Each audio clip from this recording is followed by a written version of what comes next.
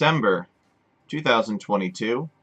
It is, it's actually a few minutes past noon. But that's alright, we got a good long episode planned for you today. We got, actually, as far as I know, one segment and one segment only. If anybody, but it's a long segment. If anybody has any questions, please let me know.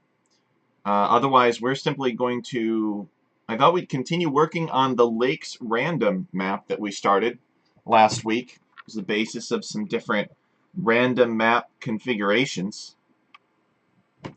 And webcam's a little fuzzy.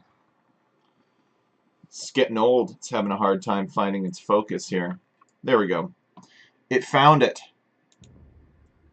So for those of you that joined us last week, we set up some different random statements for Lakes random. And I will show you here in just a minute. We first of all had Doc Maggie on, and he showed us some maze maps, which were pretty cool. But now we need to look at Lakes random. Here we go. So I thought that we would just continue on this. We'll build this up into a playable map, something that you could actually play on. So you could have a lake configuration like this, or you could have a lake configuration like this. So there are plenty of different options. And we will basically build this map into a finished map, a finished Age of Empires map. Here we go. This one's a little bit smaller here.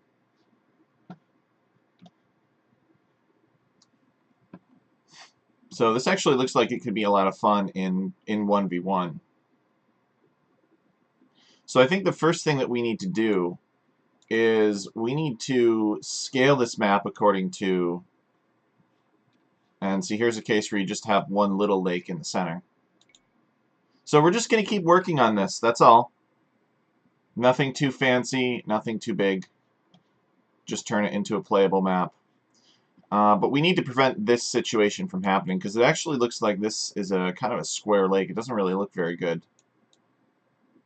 So the first thing that we're going to do is modify the land generation to account for the size of the map, so that we don't have situations like this.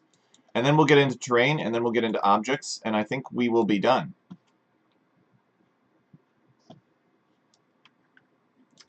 So let's keep this seed, and we'll come right over here to the script. And it's a very basic script. There's not much to it so far. So please, if you have any questions, oh, and we got to add some elevation too. If you have any questions, please let me know. And we will definitely take a break to go and answer those, because that's a big part of the show, is answering your questions. So we'll basically work on this for a couple of hours. And we'll get it really close. We might even get it to the point where we could actually name it something else and like save it. Save it here to the GitHub repository. And it might be the first traditionally scripted Tech Chariot map. I try not to make too many of them, but every once in a while you got to, right? So the first thing that we're going to do is, for the purposes of continuity, we're going to save this as a new file. And we're going to call it like Mega Random Lakes.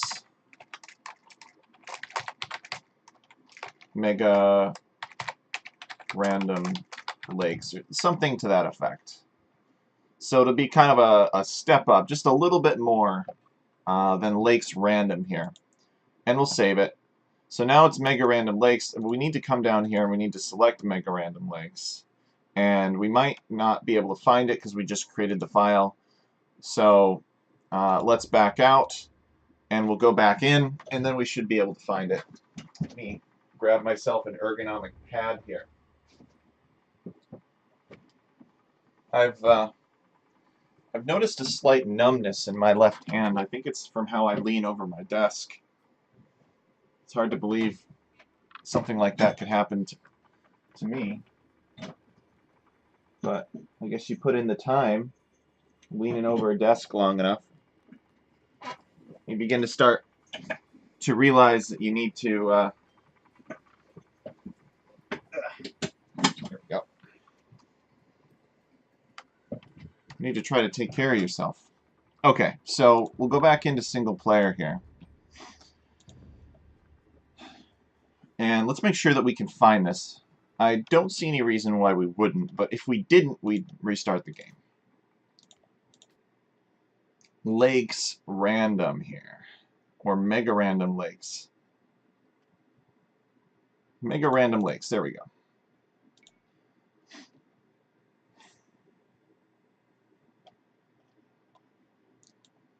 Okay. So I actually really like this kind of northern style setting. I was thinking about doing like different terrain styles, like beaches and all that, but you know, could we have sandy beaches and palm trees? But I just decided, nah. I really appreciate the pine forest feel here. Okay, and we'll have to be a little bit more intelligent about our forest spawn as well. Maybe we could make that a little bit more fair. So first things first, let's go through and let's do the generations until we get that square looking lake on tiny size. And basically, we'll do a few more generations. See, this lake is fine. This lake isn't too big. But square lake is bad. Now, this one doesn't even have a lake at all. That's fun.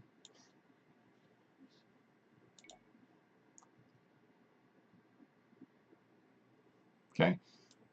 These lakes are square. That should probably not be allowed. So let's save this seed, and we'll go into the troublemaker part of the script, and we will address that. So let's see here. There are basically some different options here. 8 lakes option, and these are the outer lakes. See, Outer Lakes 1, Outer Lakes 2, and Outer Lakes 3. So we have a configuration for all 8 lakes. We have a configuration when the 4 lakes are in the corners, and traditional. And then we've got a configuration for when these lakes are on the midpoints of these edges. So this is the one that we want to target. But I think that they could all have the same problem. That is to say that they could all suffer or struggle from the same blockiness, right? If base size, and it's being caused by this base size unconditionally on tiny map size.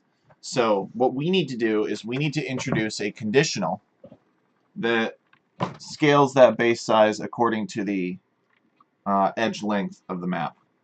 So I'll bring up the random map scripting guide, and this is available readily in the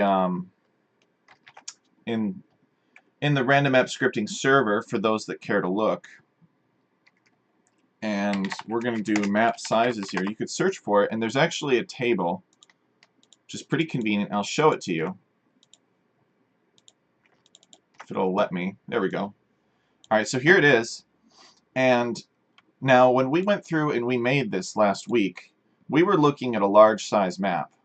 And the number of tiles on the sides for that large size map is 220. But for a tiny map size, the tiles are 120. So they're a little bit more than half. So that means that in theory, if we wanted these to look and feel the same, that we should have a base size that is scaled proportionally to 120 divided by 220. And the conditional for these different map sizes are tiny, small, medium, large, huge, gigantic, and ludicrous. Now, we don't do ludicrous here. It's just too ridiculous. I will never play on a ludicrous map.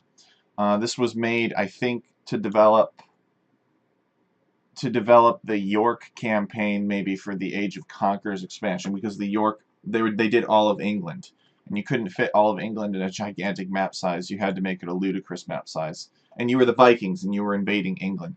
But we're not the Vikings and we're not invading England. So we don't have time for ludicrous map size is the moral of the story. So we're going to go through and we're going to scale these base sizes then according to map size. So let's do it. And actually we're going to scale all of them, and we have two numbers here. And we're going to go through and we're going to scale them all for the different sizes and configurations. But first we're just going to keep this seed, right? And we're just going to test as a sanity check to make sure that it does what we think it's going to do. And then assuming that it does, then we'll go through and we'll scale everything else. So these are the midpoint edges. So we want to say if tiny map, and then we're going to say and if. Okay. And we're basically going to build on this. So if tiny map, and then we're going to say else. Okay. So if tiny map do a base size of not 20, but 20 times 11 over 22. So we'll bring up GNU Octave here, and we'll just do that real quick. So we'll basically take the proportion of 120 divided by 220.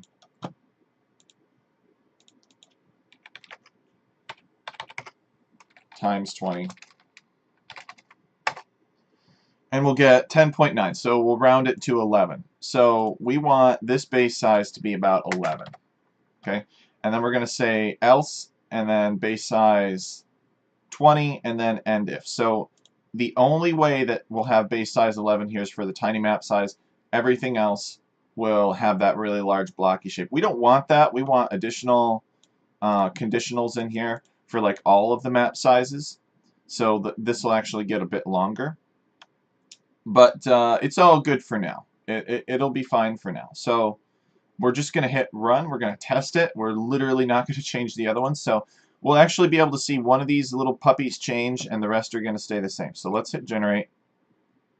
And we should confirm that this lake now looks normal. Okay, so that's good. So let us continue that conditional then. And so we'll do else if.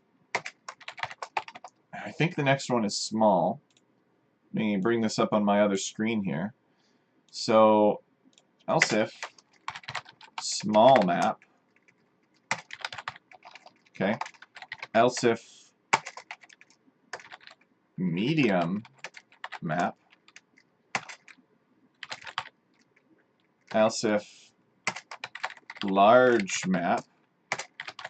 Else if huge map.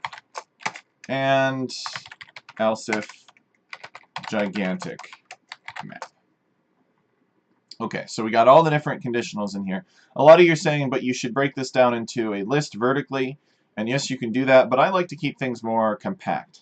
So it looks for if tiny map, and then it executes whatever is after it. And then it looks for another else if until it finds another else if, which is a reserved word. And then it'll execute whatever's after the conditional small map. It only recognizes certain conditionals, like small map, medium map, etc. It won't recognize like C1 where you define C1 above or something like that. A better description would be if X is less than 10, do this. You know that you can't look at these conditionals. They're not very, very sophisticated or very advanced at all. So anyway, all that we're going to do now is we're going to come over here and we're going to generate how many tiles we want. So we got 144 divided by 220. Oops. And then, oh, yeah, we gotta multiply that by our original size, which is 20. And so this one's only 13. So for the small map size, and these names, by the way, do not correspond to the actual in-game description for the sizes. So we will do base size 13, because that is what we calculated.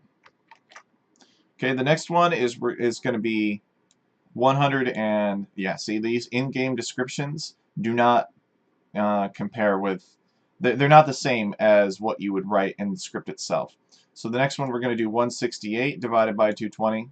So let's do that. And then multiply it by 20. So 168 divided by 220 times 20. And that's going to be 15. So else if medium map base size 15. Okay, and then we'll do it again for a large map, which is 6-player map size, and that is going to be 200. So we'll do 200 divided by 220 times 20, and that's going to be 18. Okay, so else if large map base size of 18. And then huge map. Okay. So actually, I think that we're going to stop there. And where we have this else base size 20, we're just going to apply that base size 20 to everything beyond that. So let me bring this conditional, let me bring this table back up again. But basically, we've got 3 more that we just deleted. We have huge, gigantic, and ludicrous, which we're not really considering here. So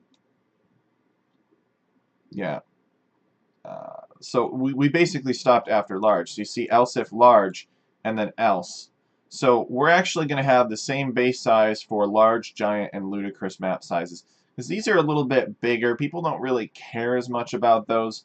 We know that else is going to nail what we did for the large map size. It might look a little bit different and funky for giant, but people don't really play on giant unless, at least not competitively. So let's try this on different map sizes now. Remember that we've only changed one lake, so only one lake is going to adapt properly to the different sizes of the maps. So the first one we're going to do is we're going to hit generate again to make sure that we didn't screw this up somehow. We didn't. The lake still looks the same.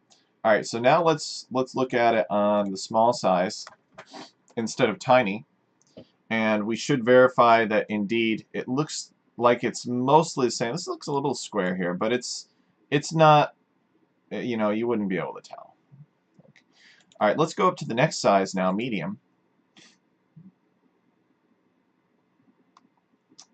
And indeed, this lake looks fine. And remember that the larger in size that we go up, even if we had done no scaling, the better it would look, right? Because we're getting closer and closer to the size that it was designed on. Okay? And then so that looks fine, and then we'll go to large. So you see how the other ones start to look more and more normal the bigger that we get? That's because this was the base size that they were designed on. Okay, so like if we went back to medium, you know, these ones might look a little bit more square than this one because these ones do not have their base size scaled yet.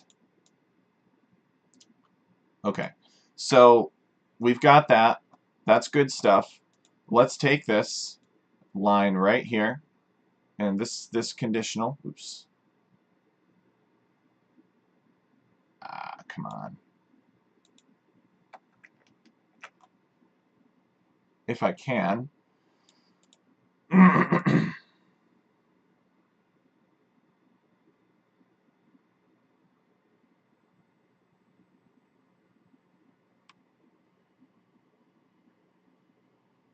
Okay, and we'll copy it, and now we'll paste it here wherever we see base size. Wherever we see base size, we paste it. And that will automatically adapt our base size to account for different map sizes. So let's save, and we got this everywhere. And this is good for just this configuration where we have the midpoint edges.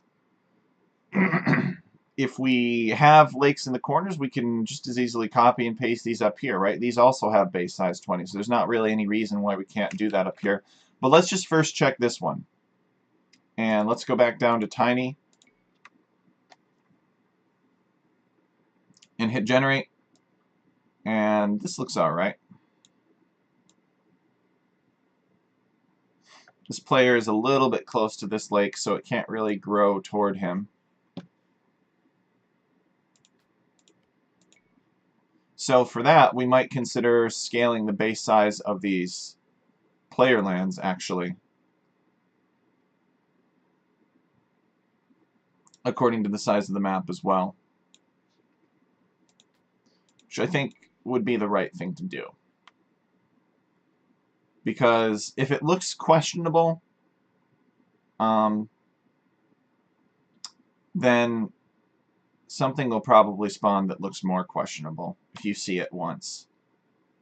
But then again, you know, you can't change the base size of these player lands too much because, well, you know, you still need the same amount of space to take resources and such. So let's go back down to tiny and let's look at that again.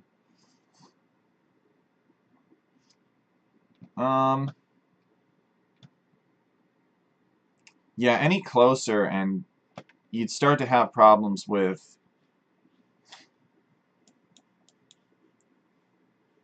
perhaps, yeah, you'd start to have problems with ships being able to range your stuff. I guess it's not too terribly big of a deal. Let's see what it is right now. So these player lands are unconditionally base size 9. So maybe we just tweak this and make this just base size 8 just for fun. And see how the same seed looks. Maybe we could just get away with that. Doesn't really do much, does it? Except this curves around that way a bit. Well, what if we did something more dramatic? Like, I feel like there's a reason we have the base size that we do. Base size 4. Let's see. Yeah, no, this looks much better. So we'll leave it there for now, but we will note that this base size was 9. Yeah, the lakes do seem to grow toward it a little bit more, but that's okay. So we'll deal with that maybe later if we see any issues. We know we can target that value. So now for the standard 4 lakes in the corners configuration, let's do the same thing with base size. We'll scale it according to the size of the map. So we will paste that in here. Everywhere we see base size, we'll paste it.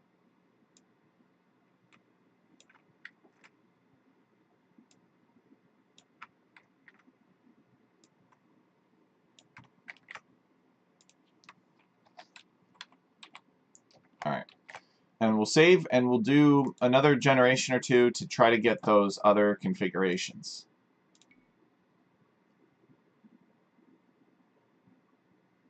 So this one removes the lake in the middle, but now we have, yeah, we still have edge, mid-edge lakes. Okay, here we go. So this is a slightly different one. This is all of the lakes configuration. We will address that later. We haven't addressed it yet. But I just want the corner lakes configuration. Again, midpoint edge lakes, and we still have to adjust the size of the lake in the middle, which we have not done yet. But we just want to see, here we go. Yeah, that's fine. This is perfectly fine. Okay, very good. So let's hit generate again, and we will continue on until we get the all lakes configuration. Alright, perfect. And now let's work with these all lakes here. So these all lakes, the reason that they look more square is because they're doing less growing, I think. They're growing by a certain land percentage, and they're not taking up as much of the map because that land percentage is distributed among more lakes. So if we kept this seed and we generated it on a large size, it should look normal. So that's the size it was designed for. And yeah, the lakes look normal because they're allowed to grow more when the map is larger. So we do want this organic feel for the lakes. So let's go back down to tiny size, hit generate again so that we can have a better vision of what we want. So note that even though this base size of 10 here is smaller than our minimum size down here, the reason that this doesn't work is because we're saying land percent 2, whereas these other ones have land percentage of 4.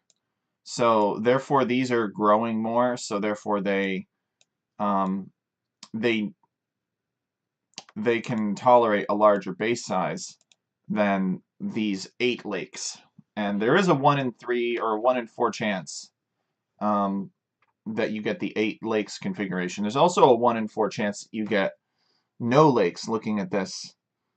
Alright, so the inner lakes are 1 in 3. So it looks like there's 12 different lake configurations, actually, reviewing from what we did last time. So all we got to do is actually just copy what we did before, except we need to, so we'll paste this up here. We started off, we got these numbers by starting off with 20, right? 20 for the 8-player map size. The ideal number in this case is 10. So all we got to do is just have all of these. So we'll come down here and we'll take half of 11, which I guess is 6, and half of 13, which is 7. We're going to be rounding these up. So this will be 8, and this will be 9, and then this will be 10. Okay, so that's it. A little bit of convenient rounding, or I don't know how convenient it is, but there was rounding. Let's keep that there. Let's only modify the one lake. Let's not kill ourselves. We'll try to find which lake it is, actually. But one of these lakes should look significantly better after doing this. Let's see if we can figure out which one it is.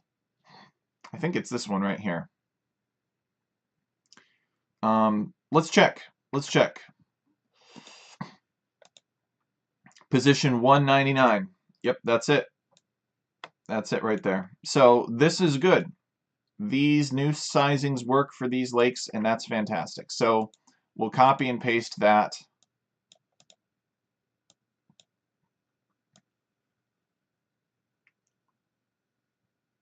Follow this very carefully back. Copy it. Okay. And we will paste it. Paste it.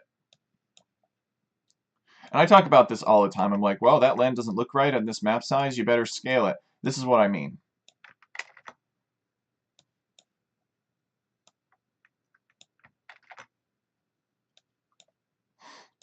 Now that we know that these sizes are appropriate.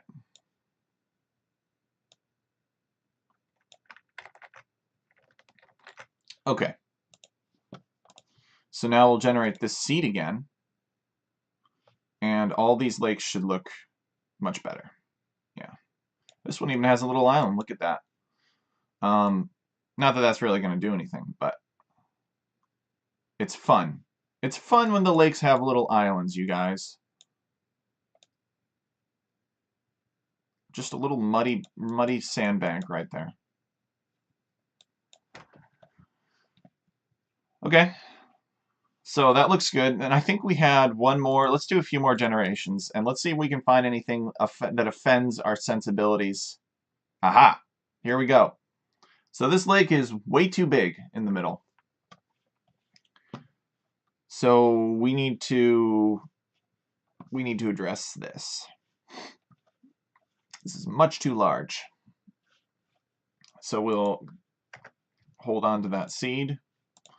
And that is coming from this down here, the larger inner lake, I believe. And the base size is 20. The base size is 20, you guys. Actually, but look at this, very convenient.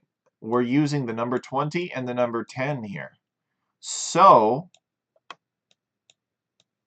we could actually just copy these logical statements up here for the different map sizes and just paste them down here. Because all that we want is to scale the base size, right? So we just did 10. So even though this isn't the issue, we'll paste that there. And actually, let's hold on to that. And let's just see how the small one looks when we include that scaling. See if we can get one that does the small lake. Make sure that that looks all normal and proper and everything. So we got a version where there is no lake in the center now. So it's more like 4 lakes. Okay, so we got the large lake version again. And there we go, small lake. And I do think this looks a lot nicer. This looks much better. Okay, good. So we will go and we will solve the large lake problem in the same manner. So let's do another generation to try to get that large lake. We got a 1 in 3 shot from our 3-sided coin that we're flipping. And yeah, that looks good. That looks good. The other reason I like to do these is I could go in and I could hard code it to give me exactly something, you know, but I like to look at the different configurations, just, you know, just as a second pass or third or fourth pass. Okay, fine. Yeah, like this right here is not acceptable. So we're going to scale the size of this lake as well. So we'll hold on to this seed, and we will come over here, and now we will copy our logic from when the base size was 20 and we were scaling it. Okay. Oops. Steady.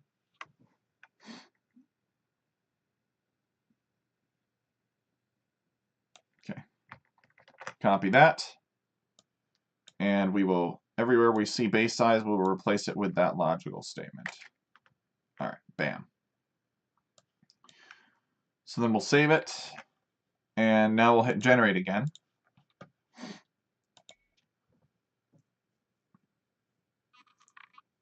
And we have the large lake version.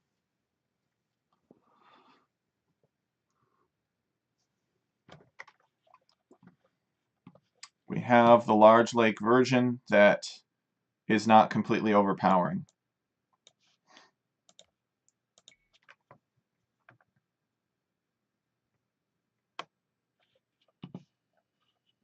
Yeah, it looks good. So let me do a couple of other popular, and we should have all of these lakes figured out, right? We've gone through, we've literally scaled everywhere that we're generating a lake. We put a size scaling in. So that means that when I hit generate, right, the lakes should look good every time. The forests we still have to work on, but the lakes themselves should be good to go. So we'll just do a couple more here at tiny. This is fine. Yeah, that's fine.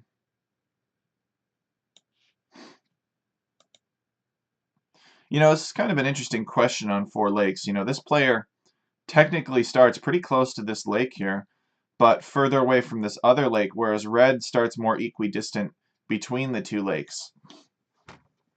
Is that fair and proper? And that's an excellent question to ask. Certainly there are ways of, at least I've developed ways of placing players in an exactly fair configuration, but it is a lot more work, and it's not something that you can do following along with me because you don't have access to the program that compiles that information. But we'll leave it for now. Let's go up to 4 players, and we'll do medium-sized map. And we'll just do a few generations of this to make sure that it looks reasonable. So in this case, they just got a small lake to fight over in the center.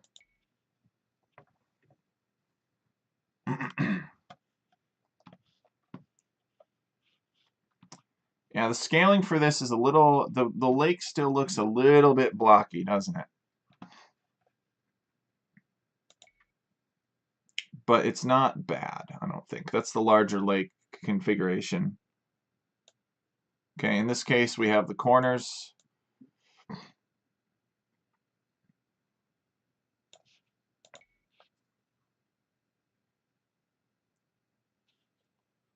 More corners.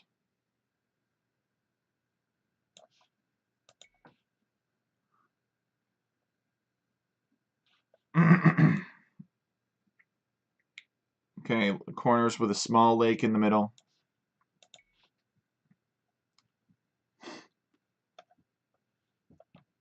Okay, and then this case we have the plurality of lakes, and that seems to be working okay.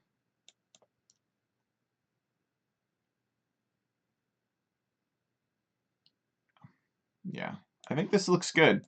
So we'll do one more generation here, and then we'll go up to the 6-player map size, and we'll make sure that those lakes look reasonable. And then we'll be good to go, because we've already checked the largest size. Okay, so we'll come up here to 6 players. And what the? Oh, my cat! My cat wants to say hello. So we'll generate it. Come here, buddy. Okay.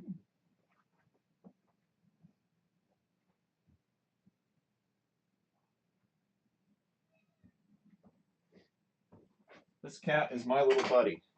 He's a good cat. Anyway, you guys get to meet him. It's your lucky day. He's just a black cat. Nothing too fancy. You guys see him all right? Here he is. Oh, yeah, he's a good cat. Oh. I think you might need to go outside. Okay, so this looks good. This is the 4 lakes version, 6 players.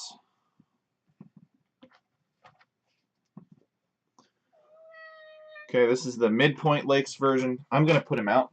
I'll be right back, guys. Give me a sec here.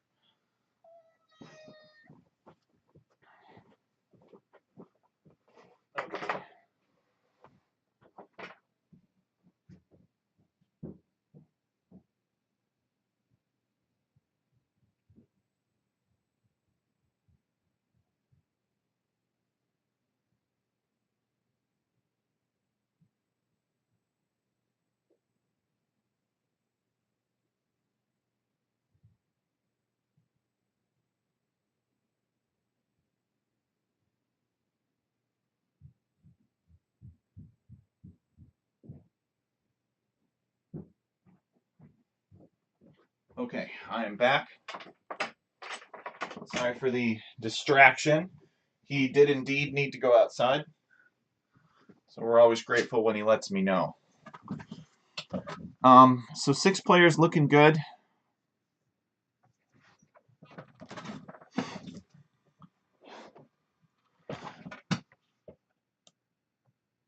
All right.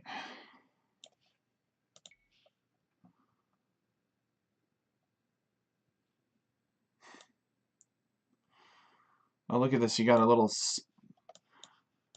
peninsula of land back here. Okay.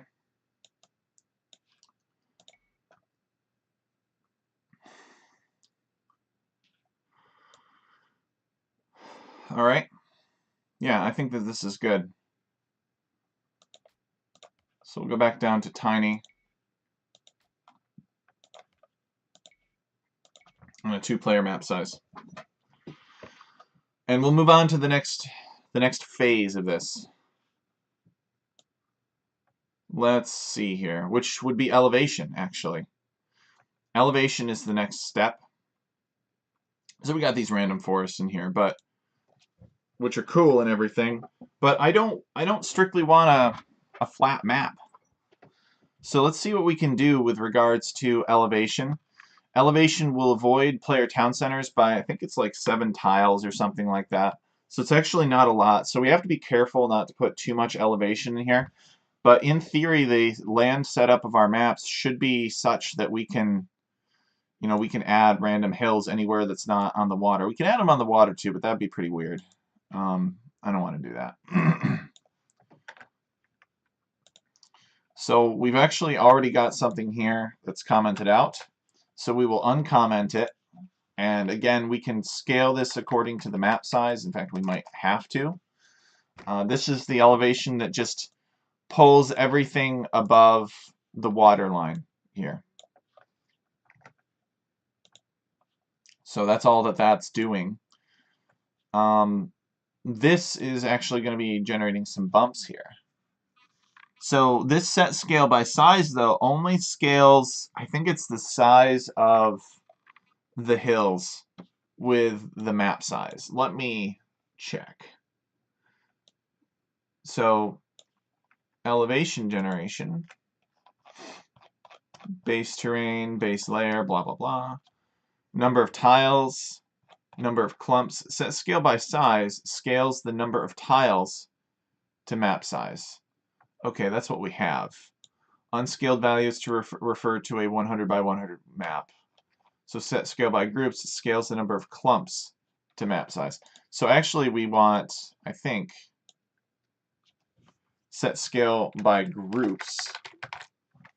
And then what we'll do is we'll scale, so this will scale the number of clumps to map size, but fundamentally it won't do both. It won't scale both the number of clumps and the number of tiles according to map size.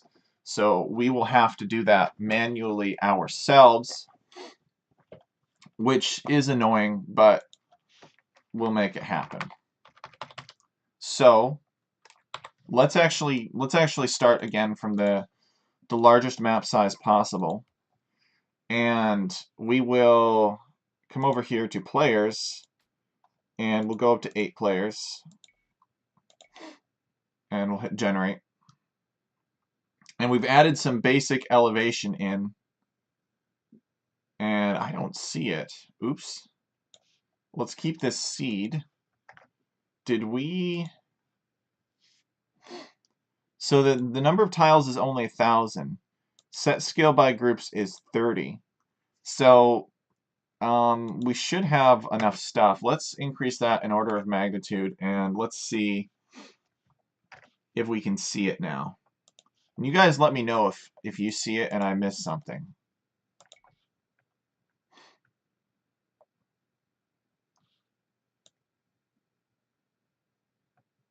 Ah, alright, I think I know what's going on. We need base terrain of grass. Because it's grass we're dealing with here. Okay, there we go. So we've got some hills. Alright, good stuff.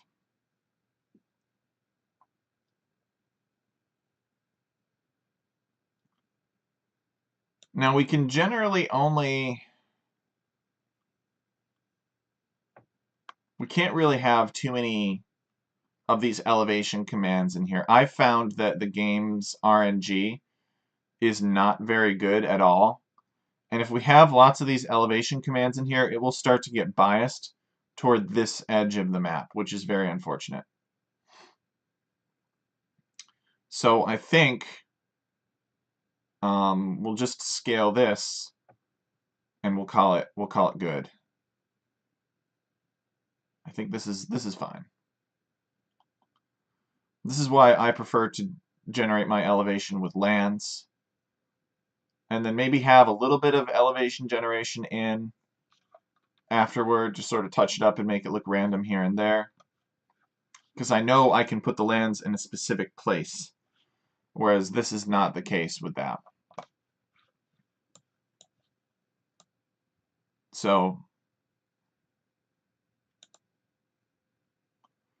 all right.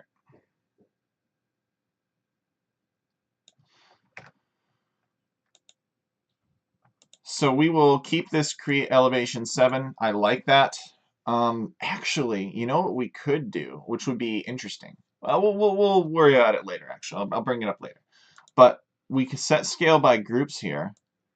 And number of tiles, 10,000, is reasonable. So we're actually going to put set scale by groups after the number of clumps because that's where it's doing it. And we're actually going to put our if statement in here. So we're going to have if tiny map else if, and then we're going to end if, right?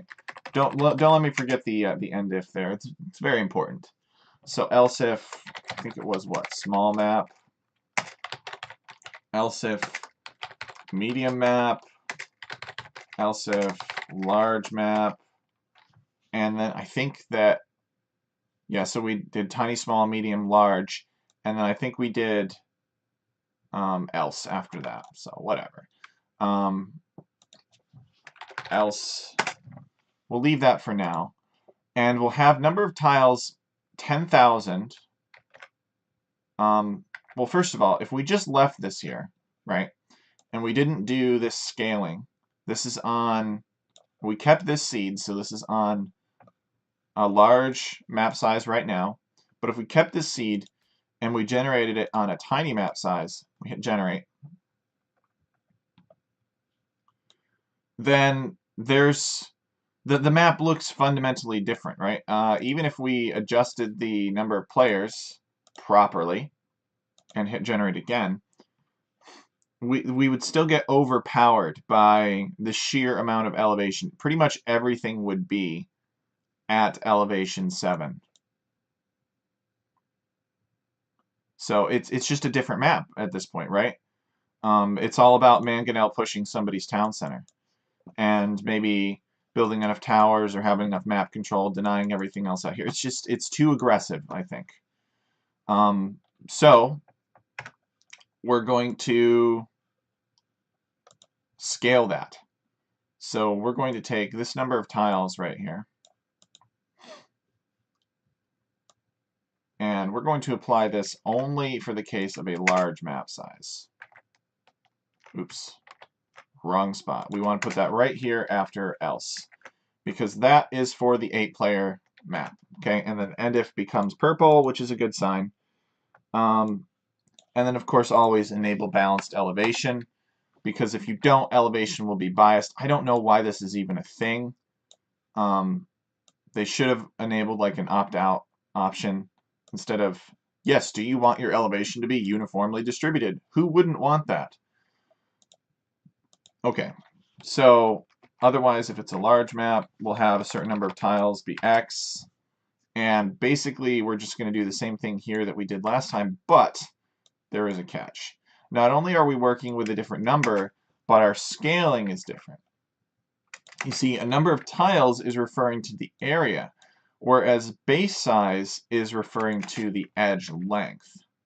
So we want to scale this 10,000 according to a different area ratio. So we'll bring this over here, and we'll bring this over here, and then we'll go back to map sizes.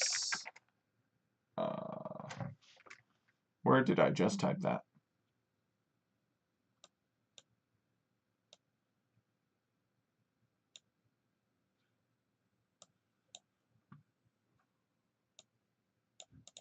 Okay, well, not there.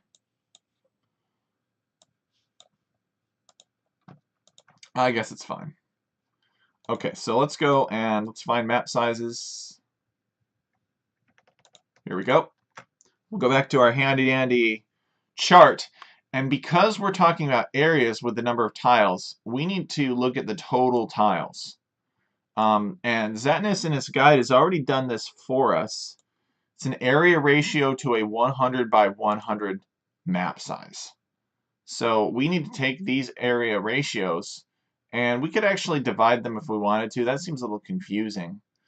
But he has already found the area ratio, and ultimately we're going to be doing something very similar.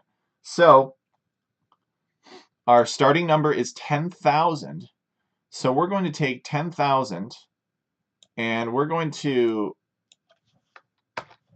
multiply it by 14,400 divided by 48400.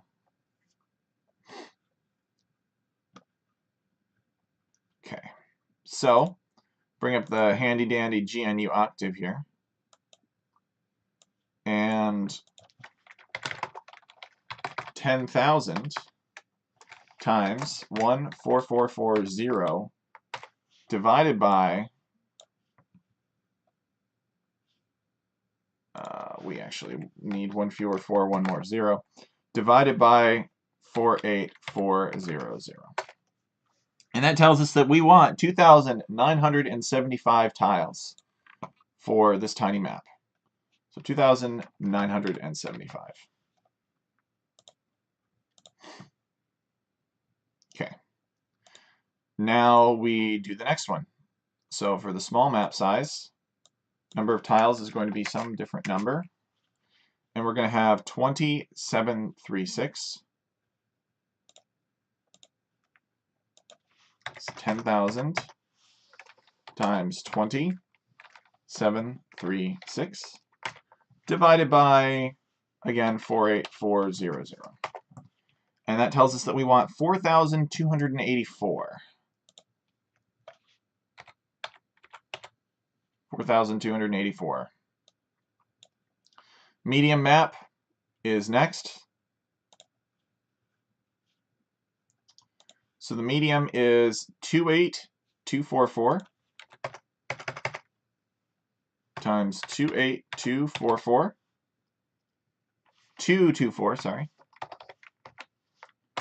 divided by 48400. And remember that these total number of tiles, all that Zetness is doing is multiplying these two numbers under tiles on sides together. That's all that that is.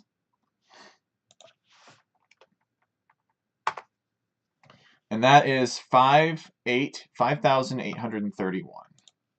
So we're going to put that right here. Oops. 5,831. Okay. And then the large is considered 6-player map size. So we're just going to take 40,000 for that one. So we have 10,000 times 40,000 divided by 48400. And that is 8,265. 8265. Oops.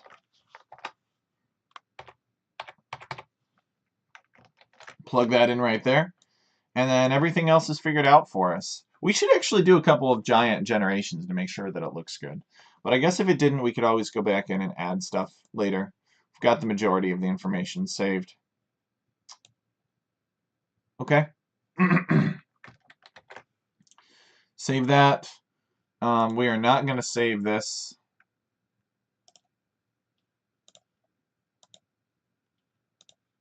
Actually, close that and don't save it. And then we'll reopen it here in just a sec. But let's do this generation on Tiny on the seed and make sure that it looks more reasonable. So a couple of hills, a couple of big hills. But again,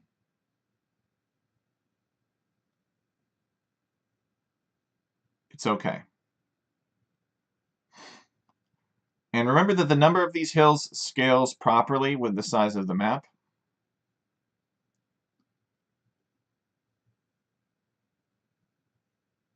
But we could always change that easily enough.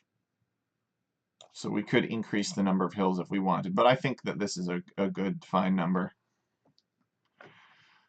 So now we're going to, actually we need to check the random box here. And we'll see a couple of other hill generations, see a couple of other different lake configurations, see how it all plays together. It's a different seed number, different hills. Should make it a little bit more aggressive.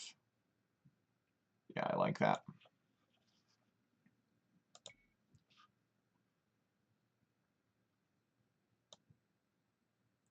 Now the big concern that I might have is that if a different percentage of the land mass is operated, or not operated, but if a different percentage of the landmass is lakes, then there will be less space of grass to go around for the hills. And on maps where you have a larger percentage of land actually being converted to water, that the remaining land will be hillier because it's still being told to place the same number of hills.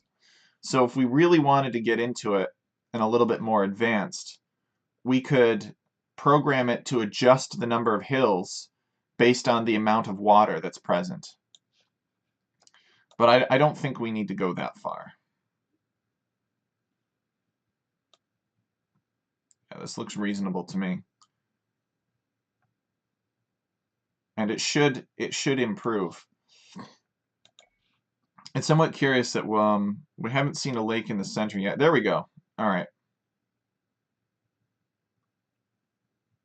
And it's much hillier. I think much more aggressive. But he still can find space to build the town centers back here. So it should be fine.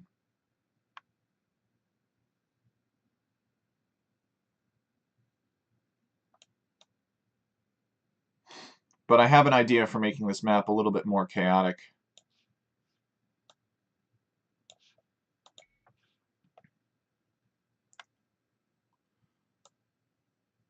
Yeah, it looks good.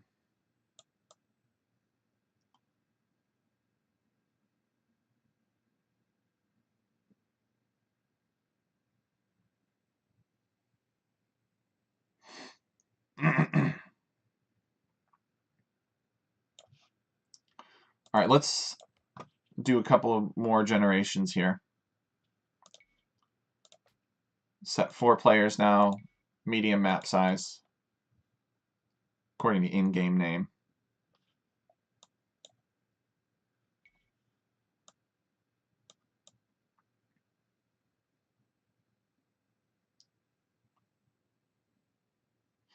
And the nice thing about these larger map sizes with more players is that stuff tends to average out a little bit better.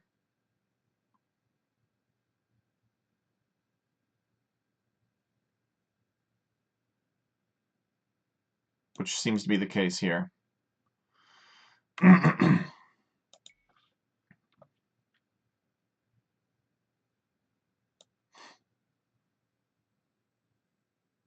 Okay.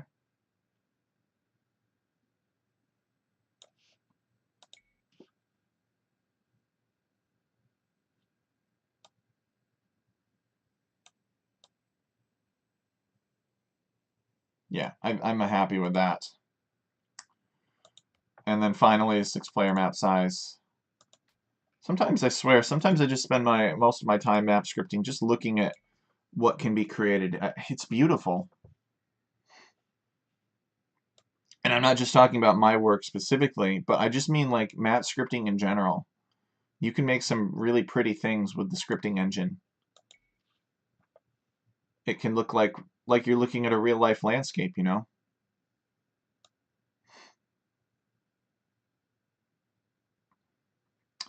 Yeah, some of these forests are a bit large on some of them, I think. But we haven't gotten to the forest yet, really. We're still just messing with the elevation.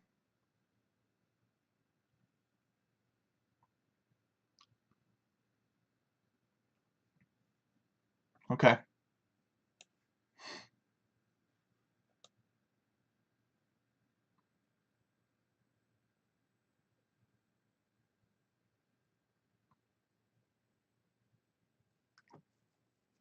You don't know how hilly this is going to be. And I think that's part of the fun. So that was the next thing that I was going to suggest is we could do RND 1,7. I think that works. And this will generate any elevation between 1 and 7 here. So you don't know how hilly it's going to be. In this case, we got no hills.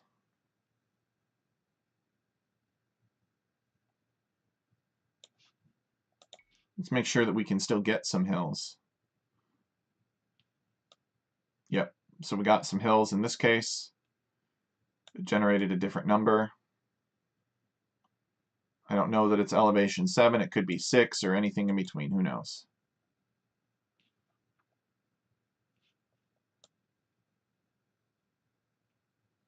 Yeah, this one is not as severe. So the hills are a little bit more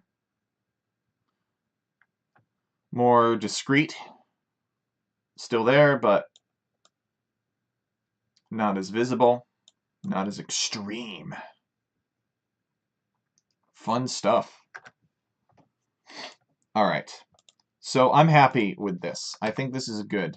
I think this gives kind of a randomness feel to these hills, which is fun. Not only is it evenly distributed, but it's random in terms of what height they'll end up being. So we're on to the terrain generation then.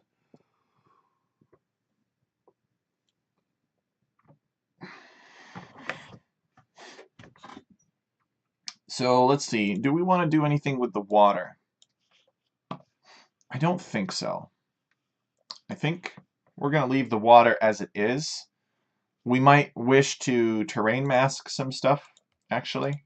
I think that would be the big thing that we would do. Because that's kind of one of the things that I wanted to show you guys how to do today. In addition to that scaling, is I wanted to show you guys how to blend with terrain masking. It's very simple. Once you get the hang of it, you'll love it.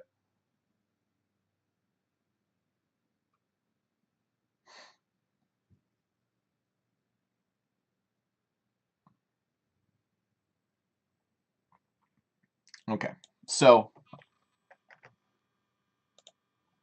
let us carry that down there. And so far we've gotten away with the base size of 4 for these player lands, which is good. So let us carry this down further. We'll comment some of these out here. And we'll start, because we're going into the terrain generation section, and this can get pretty involved. We're actually going to start creating ourselves some collapsible sections here. And this is a really neat trick. Maybe I've shown it on ScriptChat before. Starting to have done enough of these that I don't fully remember. But the important thing to know is that you can do it too. And I'm going to do it right now. So if you don't remember or you were not there, now we'll have a little bit of a review. So we're going to come up here and we're going to say define water layering, just like that.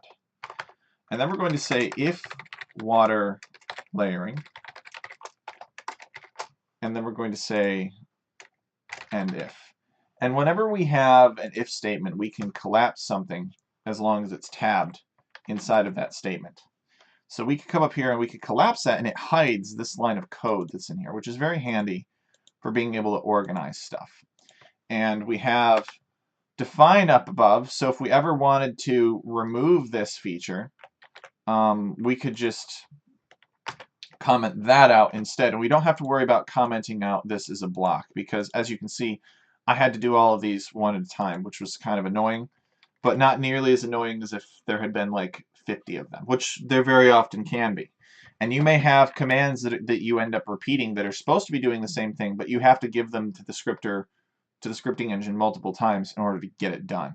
And we may run into such an occurrence throughout the course of this presentation. So we have suppressed that, right? We've just commented out the definition. So now when we keep this seed and we generate, you'll see that we won't be layering any water over this gravel at all. This is just a visual bug here. Let me see if I can correct it. I've stayed on the same seed. Let me go to a different size, and there we go. So we'll go back to this large size so that you can see, but the water is not being properly layered over that. And we actually may want to even layer a beach terrain over that. I'm not 100% convinced on when to do it, only that it should be done.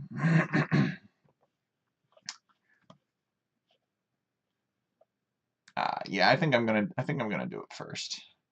I think I'm going to do it first, you guys. So we're gonna keep this then. We're gonna do water layering, and I like to break it up into different sections here. So we're gonna call it water and beach layering.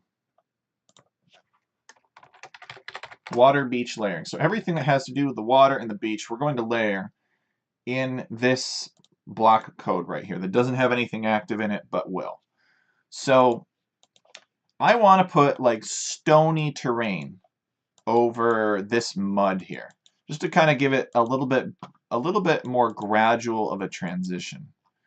Now, I could use this terrain right here, but this is beach terrain, and this has different properties from traditional land terrain. So, for example, we could take a caravel and we could put caravels on beach terrain. We cannot put them on land terrain, which mud counts as. So, in the same way that these two terrains are they're separate, right? You always have to have a beach terrain touching a land terrain whenever there's water involved. If you tried to put water directly onto land, it will create a beach terrain for you, and it won't be pretty, but it will do it. So that's why if you want it to be pretty and you want it to look right, you got to create your own beach terrain first and then layer the water on top of that. So we want to transform this actual land terrain here and not a beach terrain. So we're going to put the land version of this gravel beach on top of this mud, and we're going to try to do it on elevation 1. So we are going to look up our AOE2 terrains here, and we're going to find the version of that beach terrain that is a land version. And that is non-navigable gravel beach here. So beach, non-navigable, wet gravel. It is number 81. So we are going to add that to our script. We're going to define it up here in the player setup. And we're going to go constant non-navigable gravel beach, and we're going to call that 81. Actually, we're going to type 81, and we're going to call that NNGB for non-navigable gravel beach. Okay. So it's going to work very similarly to what we have here. We're going to come in here. We're going to say, we're actually going to create ourselves a little section. I think we should be able to do it in one command, but we're going to create a section for it anyway, with a comment that says masking non-navigable gravel beach over mud, just like that. So we're going to create terrain NNGB. The base terrain is going to be mud. And number of clumps, 9%, blah, blah, blah. So that's all good stuff. Set scale by groups, I think.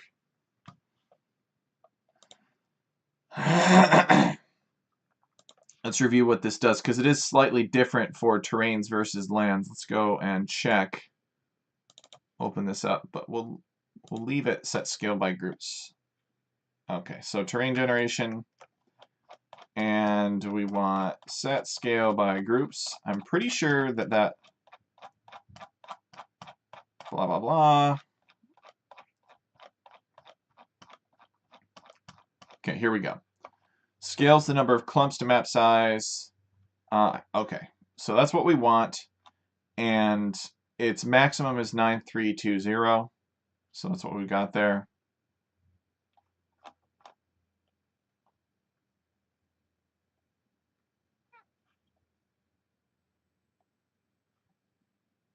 Okay. Space and other terrain types, we will not give that, but we will give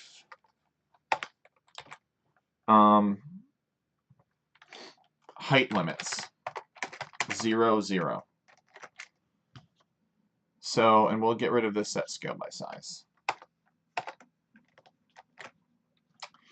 So we will attack 100% of the land that we can find. And if we just did this right now, what we would basically be doing is, and I'll keep this and I'll just hit generate so you guys can see. But I would be replacing all mud terrain with gravel terrain, which is not what I want. Now, you'll note, however, that the caravels cannot be placed on this gravel terrain, but they can be placed here. That's because this gravel terrain is indeed the land version of the gravel terrain until you get to about here. And then it transitions into the non-land version. It's a little confusing, but it'll be fine. So we don't want that, though. We want the height limits of 0, 0, and now we want to apply terrain mask. So we're just going to do terrain mask 1 to place this non-navigable gravel beach on top of that mud. Instead of replacing it, we're placing it on top of with terrain mask 1. So there it is. You can see it right there. We've got this gravel now that is on top of the mud.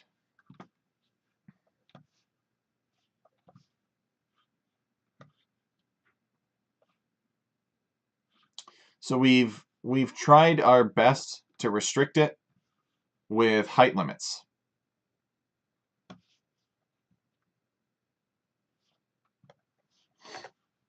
Now, oops. Oh, nice, you can insert a comment that way. Creating water. Now, when we go to create the water, let's see the whole picture.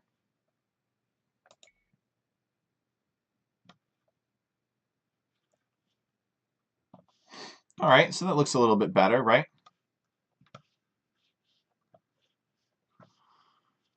Looks reasonably good, I would say. Now let me ask you something. What if this is like too much? Because this is trying to take up 100%, right? What if we just want a couple spatterings here or there? We don't want it to be quite so powerful. Well, we could do that too. We could adjust this here to be like land percent 2, as an example. And it should just have a few small patches.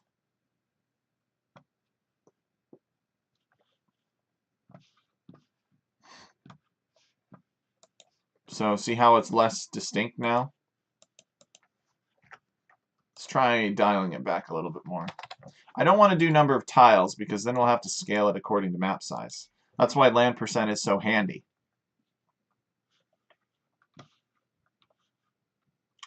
But as you can see, it's not quite as strong. It's still strong, but it's not quite as strong. Maybe if we did some other configurations, it'd be easier to see. See how now that there's more beach to distribute it across, it becomes less apparent.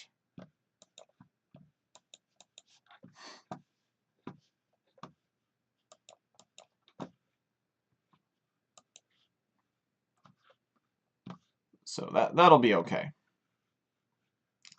Again, we could maybe respond to this by scaling according to the amount of beach that we have.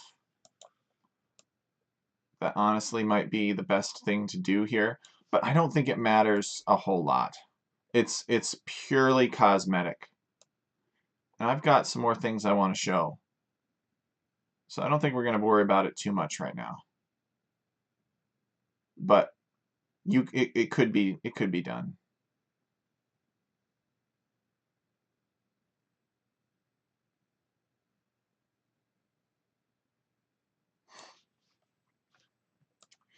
Okay, so what's next then? Well, if we want to apply some deeper water to this, let's do that. So we want to create this water now. And we've got the water down, but we want medium water here. But we don't want a sharp transition. So let me show you what we had before. And it spaces it according to 3 tiles here. So we'll tab that in, save, And we'll hit generate. And as you can see, this transition is pretty abrupt. So what we will do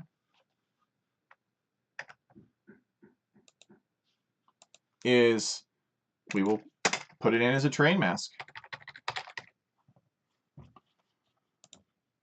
And we will set scale by groups. By the way,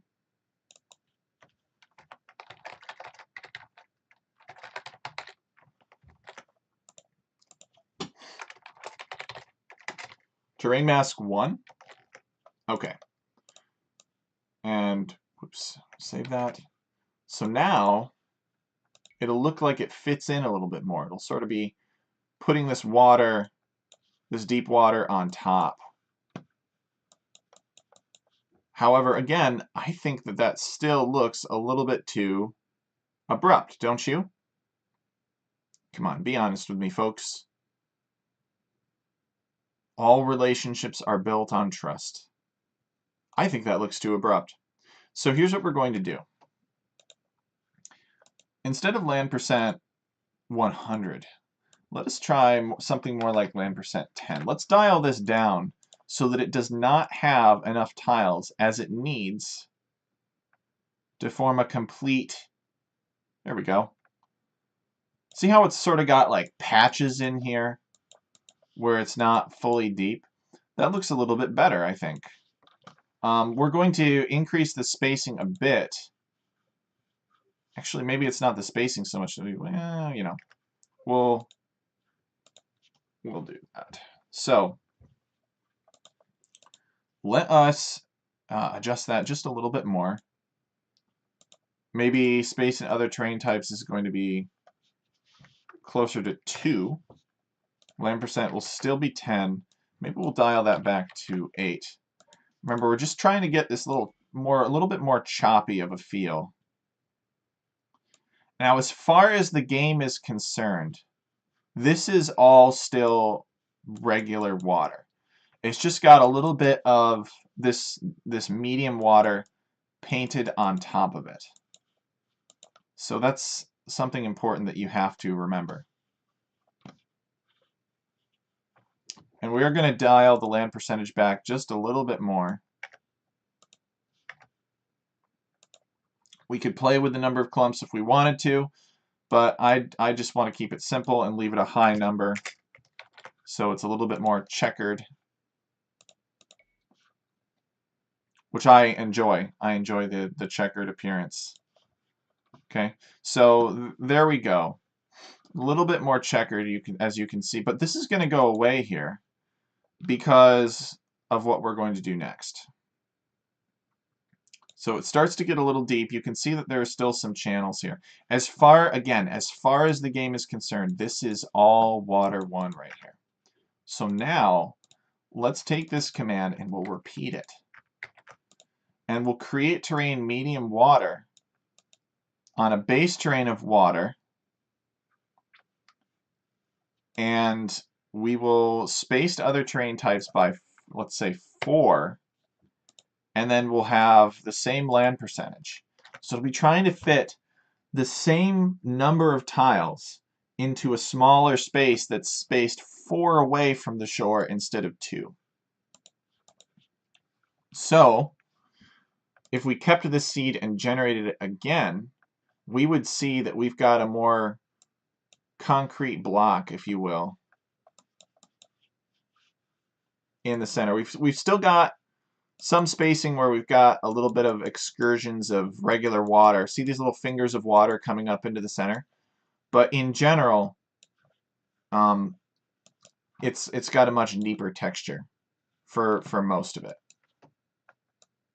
So I think that we can actually increase this difference, because this is only a difference of 2 right here. What if we made this a difference of 6? So between 2 and 8.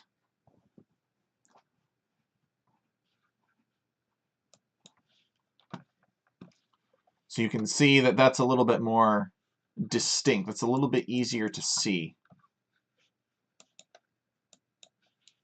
how it kind of starts out a little checkery, a little bit weak, and then it fully transitions into something a little bit darker here. Now, there is one more complication that I want to show you guys. And that is, well, what happens if we go to a tiny map size with 2 players? Remember that our lakes are not as big on those sizes, so it's a little bit harder to see, but we don't actually have our deep water taking over as easily in that case. So that could be a good thing, right? You could just look at this and say, well, the lake's not as big, so it makes sense that it doesn't get as deep. And I suppose that's true. That's a good way of looking at it, I guess.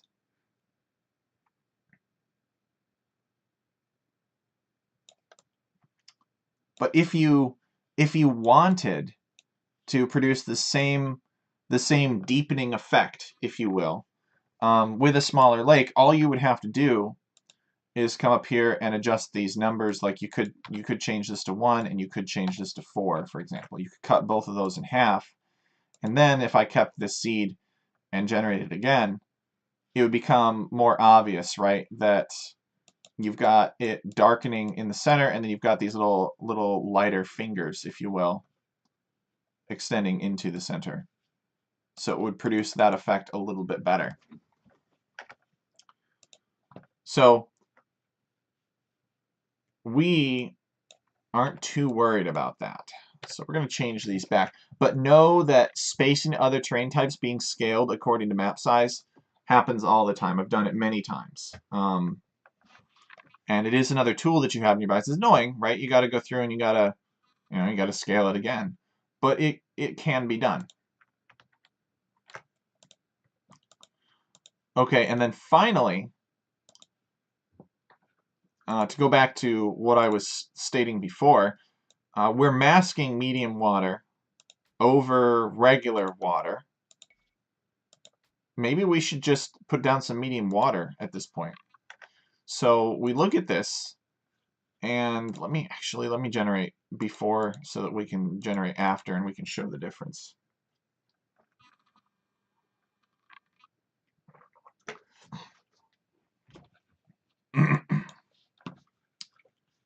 So as you can see, it kind of starts out a little bit lighter and then it transitions into something darker.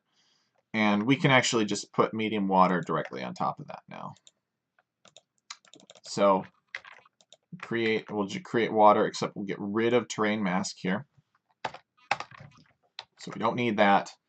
And then space and other terrain types, we're going to set to like, well, the difference between this was 6, so we'll set it to another difference of 6 here. And we'll save that. And now, 6 tiles in from that boundary. Remember that we're not, this is all, before we hit generate here, this is all water 1. So we need to increase this number. It's not enough to set this number relative to whatever layer you placed before, because you're not placing a new layer here. This is the same terrain type. So if you use space and other terrain types, but you're referencing whatever happened in this command, it's not going to work because its closest different terrain type that it can find is still the beach. And so therefore you need a number that is relative to the beach, which is much further because you've been moving away from the beach successively while issuing these commands. So let us hit generate here. And you can see it on the mini-map more easily actually than you can see it on the screen itself. And in my view, that is a good thing. So transitions into a deeper section here. So I think that's really all that we need to do with that. You know, we can, if you wanted to, you could, you know, it is your little world. You could paint in deep water. We originally had deep water here. We commented it out. But I just found that in this case, as we were redoing it, we just didn't have time to use it, right? You could start out from a different water if you wanted to. For example, if you thought it looked better, you could do DLC Water 5, which is a very, very light azure water. DLC Water 5, DLC Water 5,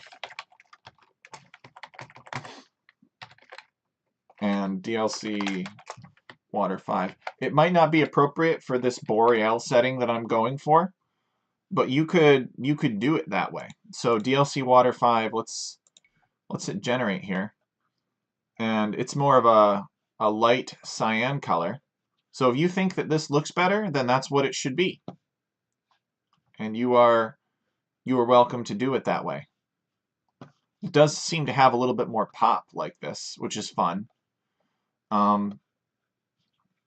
And if you want to make this look a little bit more raggedy, then decrease the land percentage here.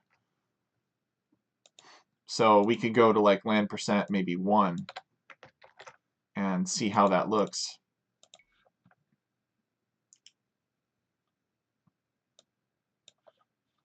Yeah, so it's much fainter in that case. You can hardly see it. 1 actually might not be enough. Land percent 3. But this is an example of something popping just a little bit more, you know? Yeah, I think 2 is going to be the magic number for this. And that's what a lot of scripting is tinkering around with numbers and playing with them. Yeah, there we go. Seeing what you can get.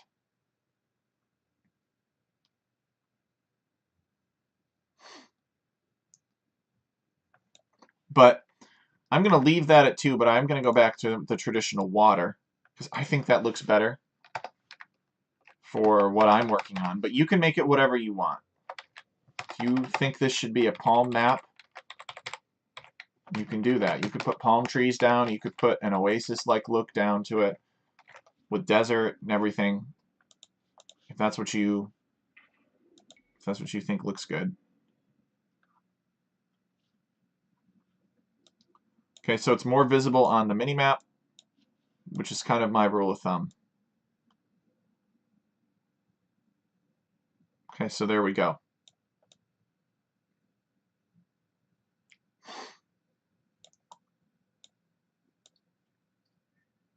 All right, good. We got the lakes figured out.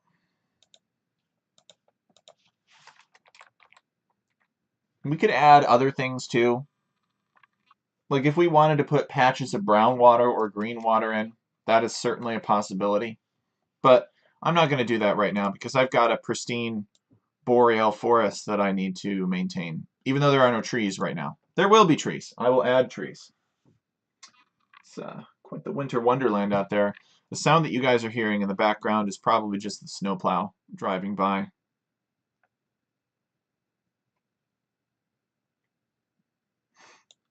Okay.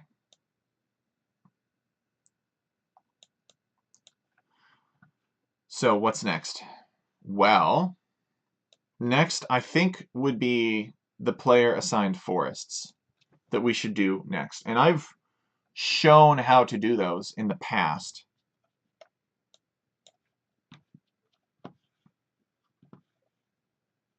But I will review it here in case you are unfamiliar with how that is done. All right. So we did the forest. I think we did do some texturing on the grass, but I'm not too concerned about it right now. We need this all to be grass and be consistent to do the player forests, the player assigned forests. And I think we're going to give each player 2 forests, but they'll be large forests. And this will be a little bit more even-handed, a little bit more fair than we've done in the past. So let's I think we can delete all of this, actually. We'll keep what we had for the pine forest initially. This will turn into neutral forests, but for now we need to create the player assigned forests. So we're going to define player assigned forests, and we're going to say if player assigned forests, and then end if. Okay, and then we'll type everything in there. So we can now minimize that. So that's not in our way. And we'll just trust that as long as that is present and working, that we will always get our water and beach layering that we're looking for. We could actually even put some ice chunks floating in this water if we wanted to. I don't think I'm going to do that, but it would be fun. Because this is a boreal forest during the summer. Okay. So first things first, right? We need to put down a layer of terrain that defines the outer boundary of where the forests are allowed to occur. So let us, first of all, make sure that we disable that seed generation, because we want to make sure this works for all seeds. We're not just troubleshooting a specific seed. But as we continue to generate this, if we see any problems on any one seed, we'll zero in on it and try to fix it. So player assigned forests. First things first, let's make ourselves a note. We're going to have layering outer limits, I would say. And it doesn't matter what we put down for that in terms of terrain type, but on the mini map I want it to be visual, so it kind of helps us as we're going in and as we're doing this. So I want to be able to see it better. But this sort of helper terrain is not going to appear in the final map. So it could literally be anything. It could be jungle. All right, so we're going to create terrain dirt. And the base terrain is going to be grass. Number of clumps is going to be 9320. Land percent will be 100. And we'll set scale by groups. And we will set avoid player start areas by 15 for now. And we do not need space into other terrain types. And we don't need any provisions about elevation or anything at all. This is just going to put a big fat layer of dirt down 15 tiles away from each of these player town centers. And it's basically going to say your forest cannot appear outside of this ring, if you will.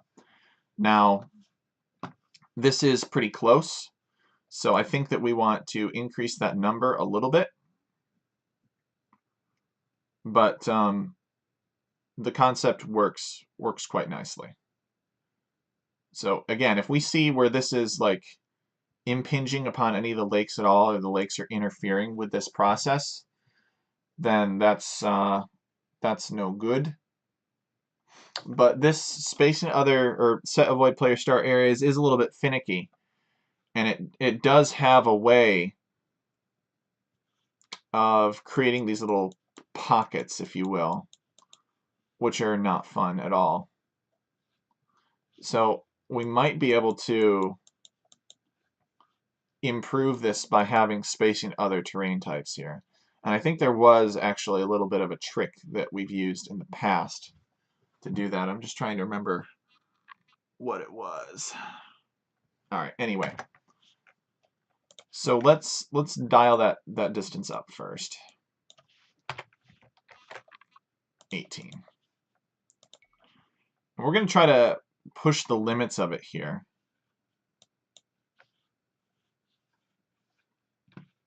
Ultimately, I think what we ended up doing was we ended up putting a different type of terrain in here on the inside ring and really had that be the real terrain. I think that's what we ended up doing. So let's go now to tiny size, actually. And we want to look at it from a tiny size perspective, because this is where we're going to have the least amount of room. And this is just prep work. Okay, so actually more room on tiny sides. Derp, duh. All right, so 8 players. On an 8-player map size. Should be the least amount of room.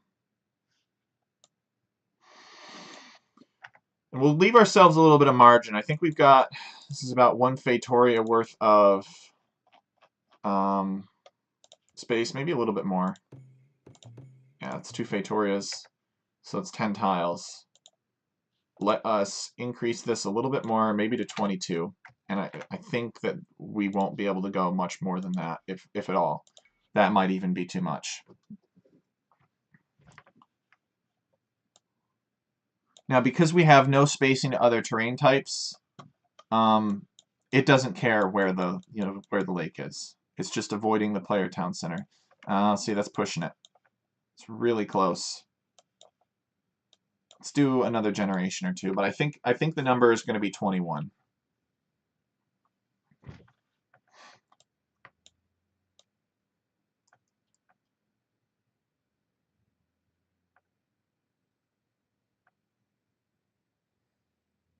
Okay.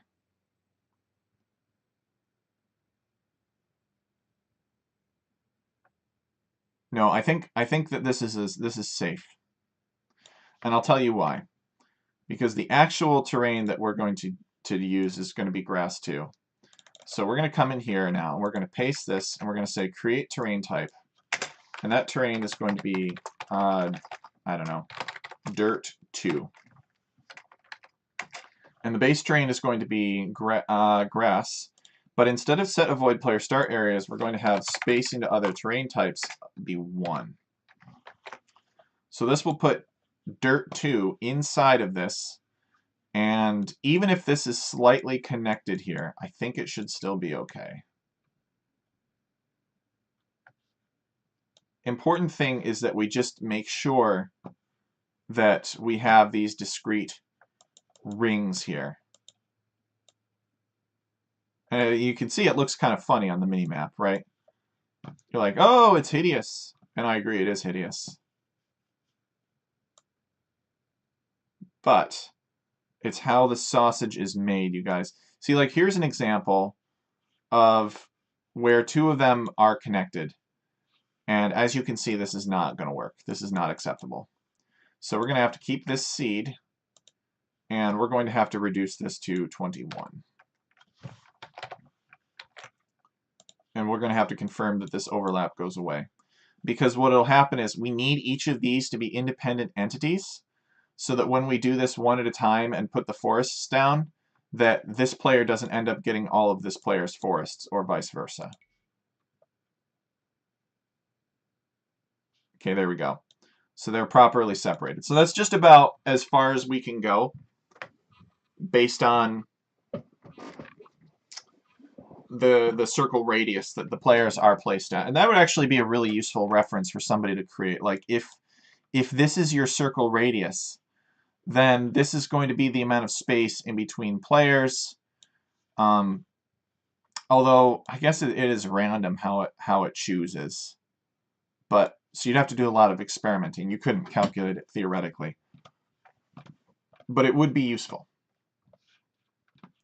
So we'll create the player forests then on this dirt 2 here. But first things first is we will convert this grass back into regular dirt. So we'll come over here and we'll create regular dirt from that grass, except we'll remove set avoid player start areas. And we might need to repeat this command a few times. So layering outer dirt limits, and then creating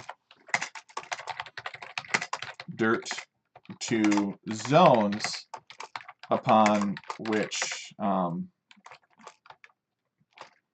creating, I would say, circles of terrain around each player land. Okay, and then we're going to have this section be reverting choppy grass ring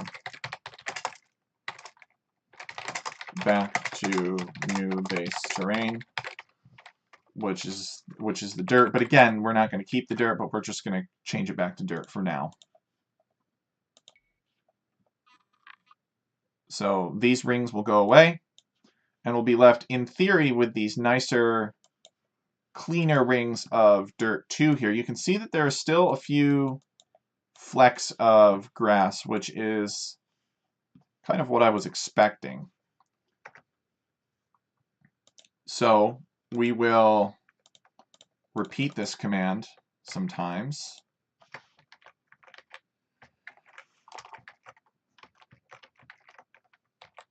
Repeat it maybe 4 times or so to try to get rid of these.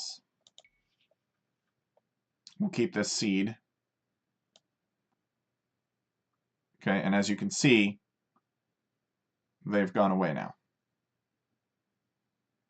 So sometimes you have to repeat a command a few times to get it to actually do something. We still have some hills close to the player town centers, but there's nothing we can do about that except to reduce the number of hills in general, which I do not wish to do. But we'll see what people say. I doubt people are going to complain of its unfairness. Okay. So now what we need to do is we can actually start to create the forests.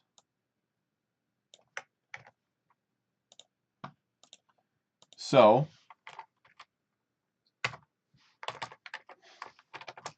we're going to call it... Actually, didn't I find a shortcut earlier for generating these comments? Like control... Yeah, there we go. All right, creating forests for player 1.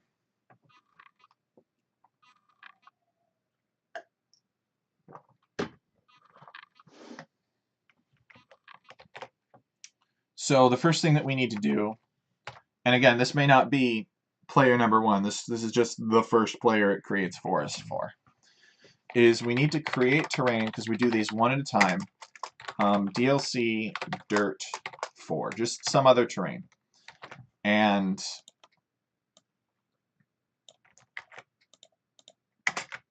we want it to target the base terrain of dirt 2. And number of clumps, we want it to generate only 1 clump. Take up as much land as it can, and it will not scale by groups. So all that we're doing is finding one patch of dirt 2. That's why it's important that they don't intersect, and replace it with dirt 4. So we'll hit generate, and we should be able to confirm that there is a patch of dirt 4 somewhere. Okay. So it ended up right here. And so this is cyan and this is green. So now we will place our first forest.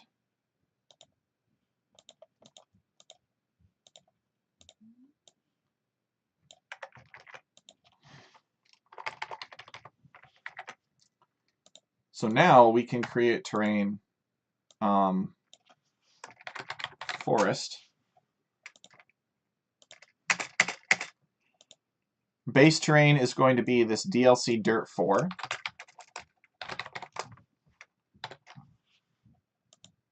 Number of clumps is going to be 1. Oops. Number of tiles is going to be, let's say, 120 for now. A big clump of forest. And we don't need land percent. But we will set avoid player start areas by, let's say 17. Because this will define the inner radius that it can be placed at. Okay. So we'll continue to look at this character right here, this player. We'll hit generate, and it will create a forest somewhere. Here is the forest. The forest is looking a little bit small. I think that's because the avoidance to the player is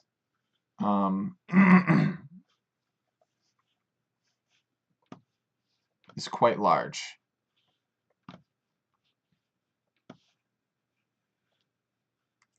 So let's try decreasing that.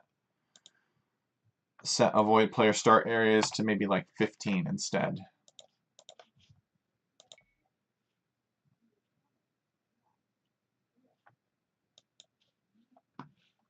So it's trying to put a lot of forest in here.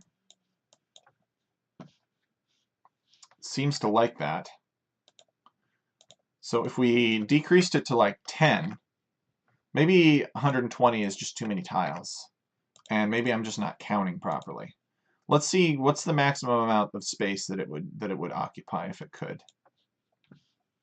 Okay. No, it wants to kind of be like a good clump like that. And let's actually, before I forget, let's give it a clumping factor. Clumping factor, I think, of 30 to generate as round of a land as possible.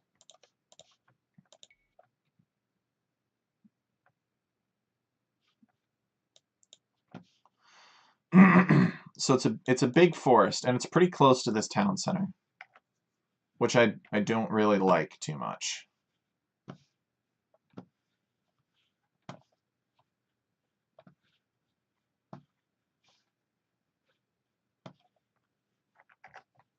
But there's not much that we can do about it. So let's try decreasing this to number of tiles 80. And maybe we'll set avoid player start areas to 12. See if we can get this forest to look okay. Yeah, I guess that's one of his wood lines, right?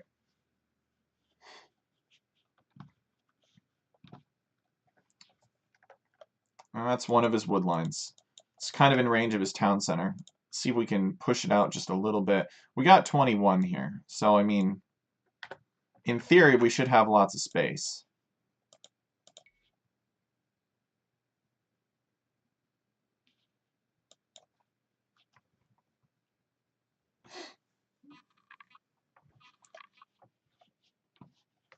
So there's one forest. I think we could probably reduce the number of tiles for that forest again. Maybe make it 60 till we get these forests looking the way that we want them. It's kind of a thin wood line, I would say.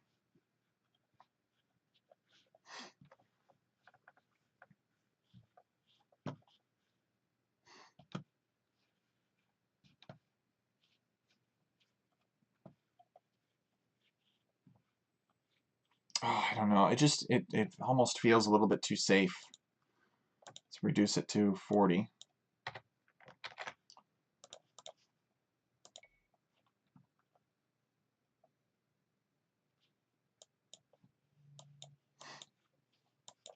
Yeah, maybe not.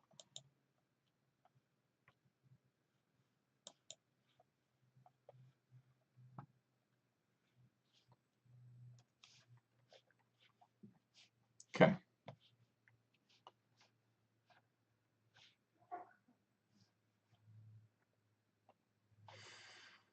All right, and then let's do it again. So, except we'll create terrain pine forest.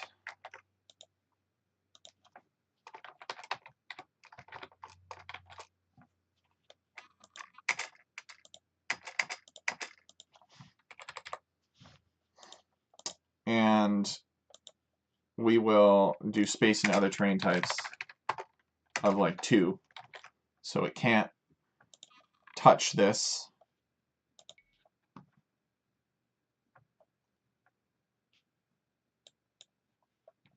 Now this pine forest will be therefore pushed a little bit closer to the town center. But I suppose that's all right. So now let's open up the randomness.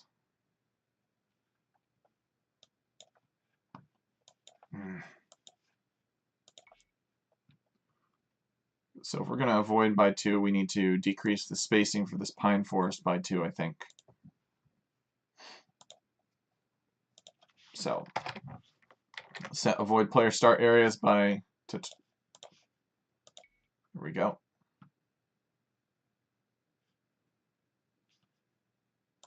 So Pine Forest is allowed to be a little bit closer to the town center.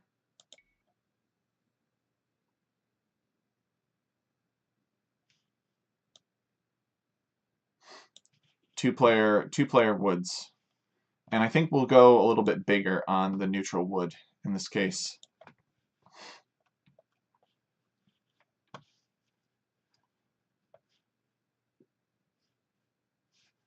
So I think we will accept this for now.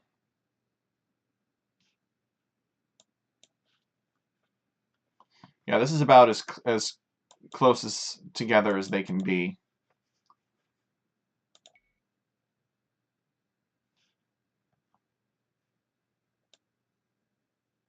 Hopefully, in most cases, they will be far apart. And then we'll put more neutral forests out here.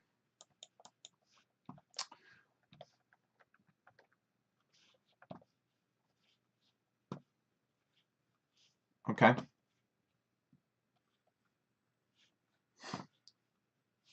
And I think that we're actually going to use leaves as the base terrain, actually. The new base terrain. Create terrain leaves.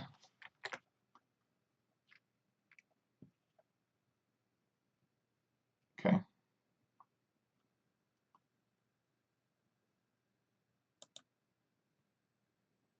We'll copy that down here too.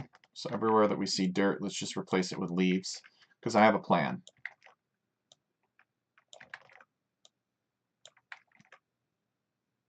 Actually, we'll just leave it as dirt. I don't want to mess with it too much. Okay. So then when we're done putting down the forests, we'll create terrain forest. Actually, do we want to do that now? No, I don't think we want it. I don't think we want to do that just yet. So we will just create terrain dirt from dirt 2. And basically what we're just doing is actually we want DLC dirt 4, is we're turning this DLC dirt 4 back into dirt so it's not eligible to be picked. So we want DLC dirt 4 here.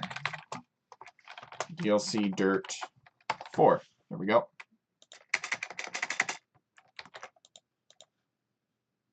So when we hit generate, it should just look like regular dirt with 2 different types of forests there. We can always go back in the end and change one of these forests. Ooh, looks like we didn't quite get all of the grass. Let's keep this seed and make sure that we do that. But the important thing is that you can't tell from looking at it what even happened here, right? You can't tell that we created that circle or anything like that. And we're going to do that for all of these after we go in and have placed the forests. Yeah, so let's add some more of that grass conversion here. Copy that, paste it here.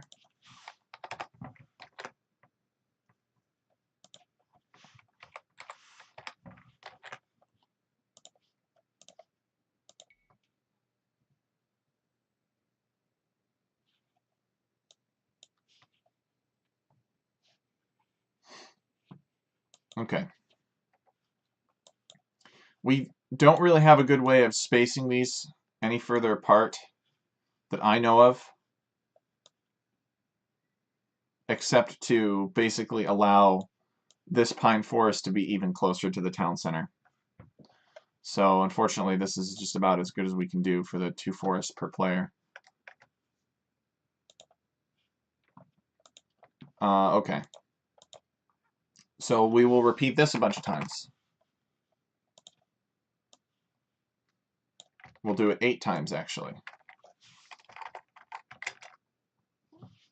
So we'll do it for the 2nd player, 3rd player,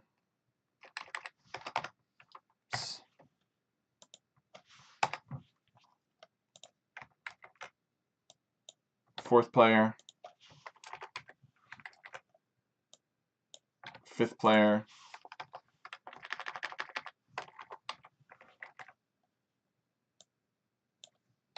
6th player,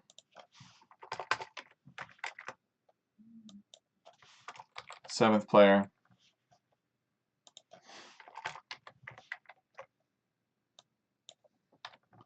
8th player. All right, and all we did was repeat that process for everybody else. So now let's do some generations.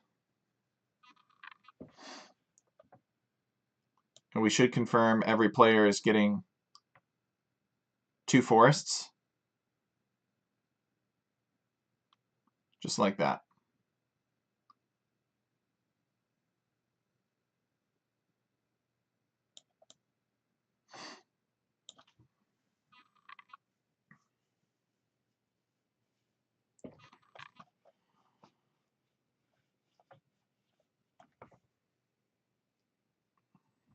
Okay. I think I'm going to give them a little bit more than that. Actually, I think I'm going to give them 3 forests. So this looks a little open to me.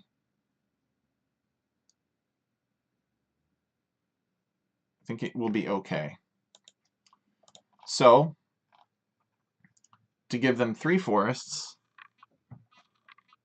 we will just come up here and we will add another forest type. So we will create terrain and we'll just put down something like jungle. Jungle. Okay, base terrain is going to be the same base terrain. Same number of tiles. And space and other terrain types. Again, we could set it to be 2. That should be fine. And just put that in every single one of them.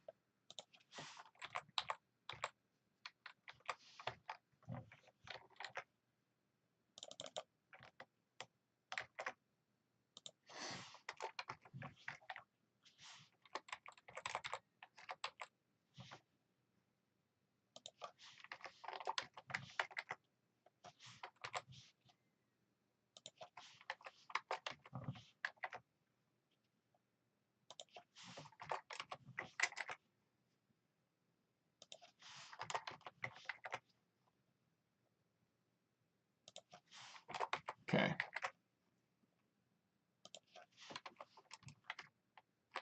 So why are we using jungle, pine forest, forest, and everything else? You might be asking yourself.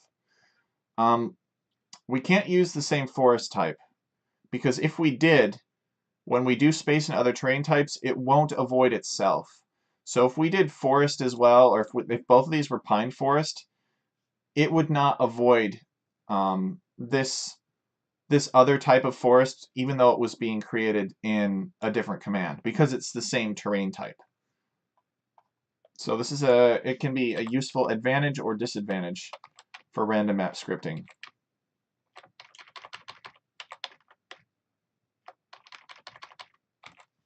Okay.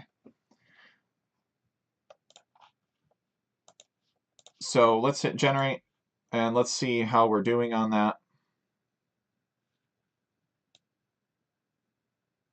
So each player gets 3 forests. It's not a ton of wood, and there's no elevation in this case. But I like it. I think it's good. So you might say, but Tech Chariot, that looks terrible. Well, don't you worry, because we're going to go back and we're going to set everything right at the end.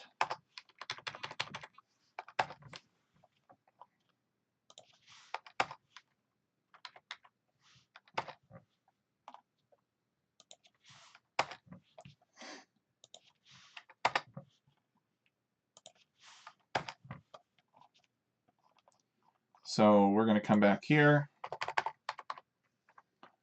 and we are going to setting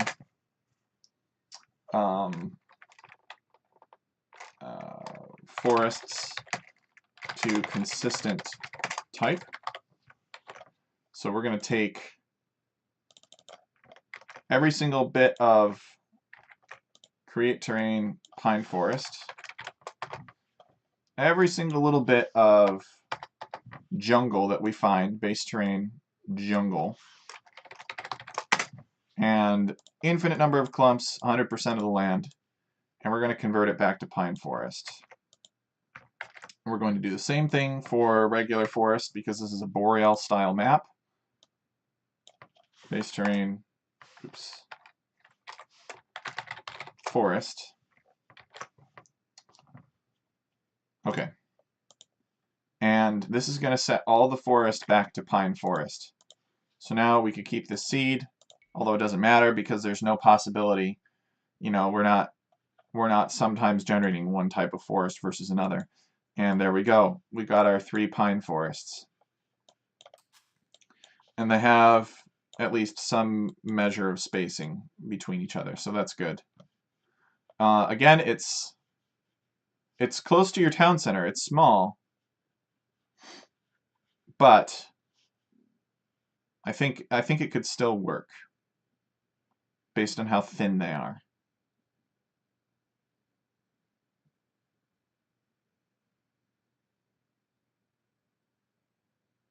So we'll have to see how the meta evolves for this map. So now we're going to go back and finally restoring base terrain.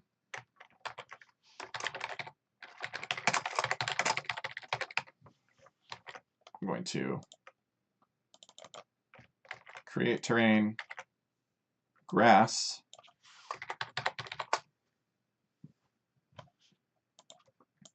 Base terrain is going to be dirt,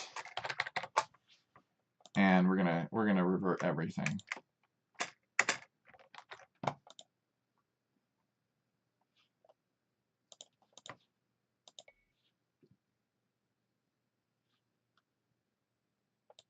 There we go. So now we can proceed with additional terrain manipulation if we so desire. And when we go to place neutral forests, it's not going to matter as much because they'll be far enough away from the player town centers. People won't be counting them or questioning them, asking, you know, why does these forests aren't fair. People won't be thinking like that because they'll be far enough away.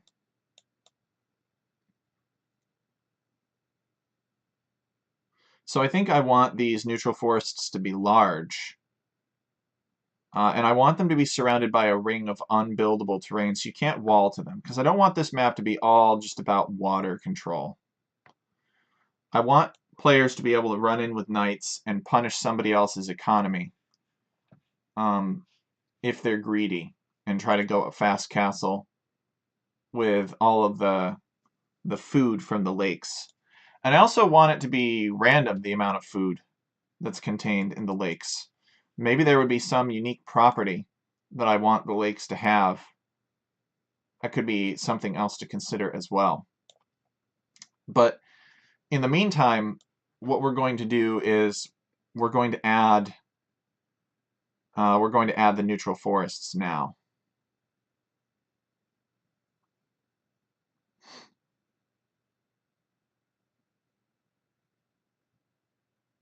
Okay.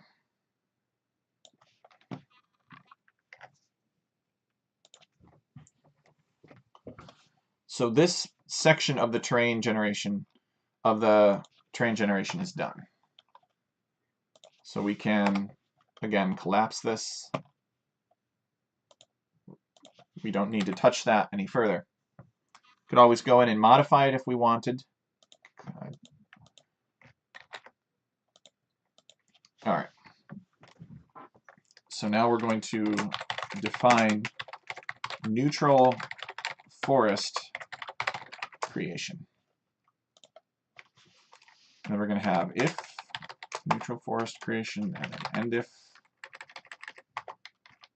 Okay. And we'll start with this. So that's what we came up with last time.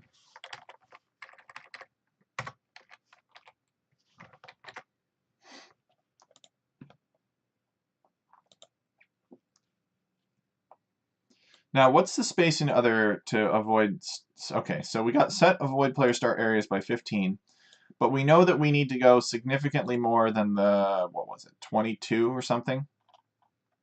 Yeah, 21. We need to go significantly more than 21 this time, because if it's less than that, then these neutral forests will actually try to spawn like in here and stuff, and that would defeat the purpose of giving players at least three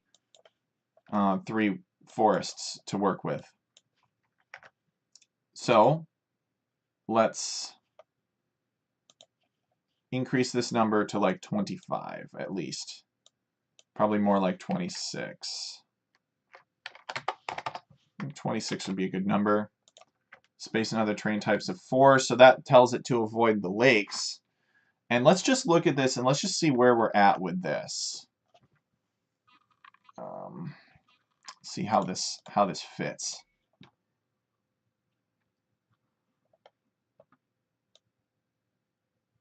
Yeah, so the forests are a little bit bigger out here, the neutral forests, than the ones surrounding the players. You can tell the difference between them. So here's what I'm going to do. I'm going to get rid of this random thing for now. I'll just set it to 10 for now.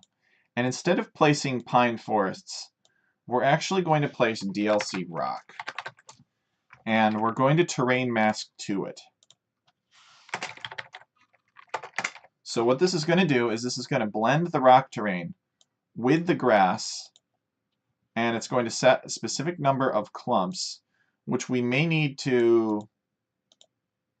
actually, we're going to set scale by groups. There we go. So we may need to scale the number of tiles, but I don't think so.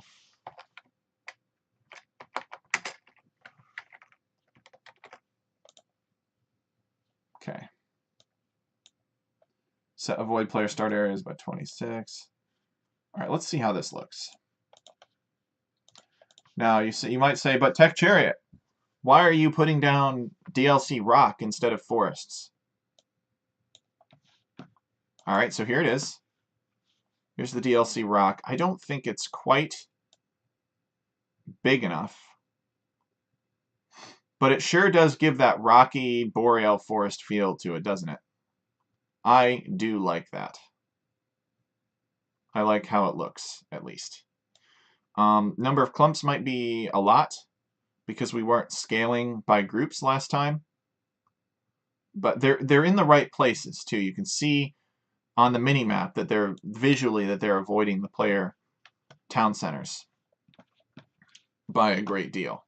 So let us now come in here and let's see if we can tweak this. Maybe number of clumps to be 24. And we don't have to terrain mask to this for now. We could actually get rid of the terrain mask to it. It will be easier to see on the map for now as we're making it. All right, let's give that a try.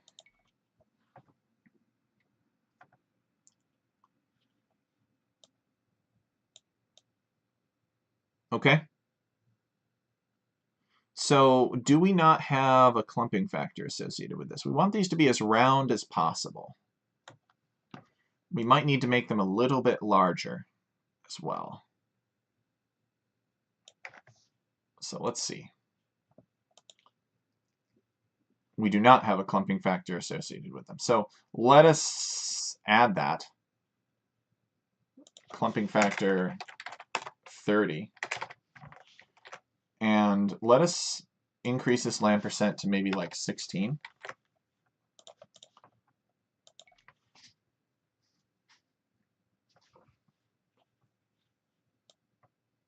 Okay, so you can see that we've got these bigger groups now, which I like.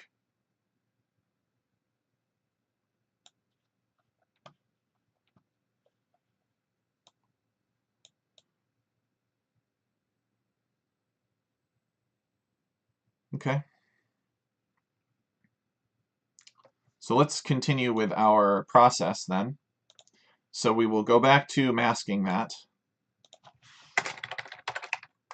Let's make sure it still looks all right. Or more so that I just think the scenario editor is really pretty. That is also possible. Okay, yeah, that looks okay. So this is kind of like a mountainous, rocky area. I like it.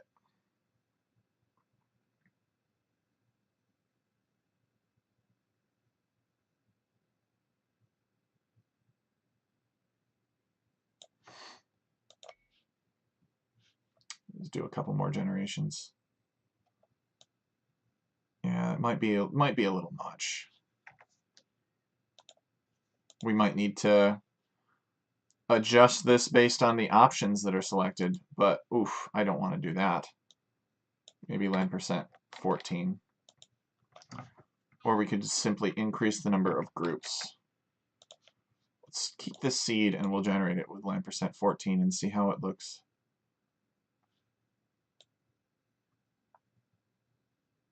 I think that'll probably be all right.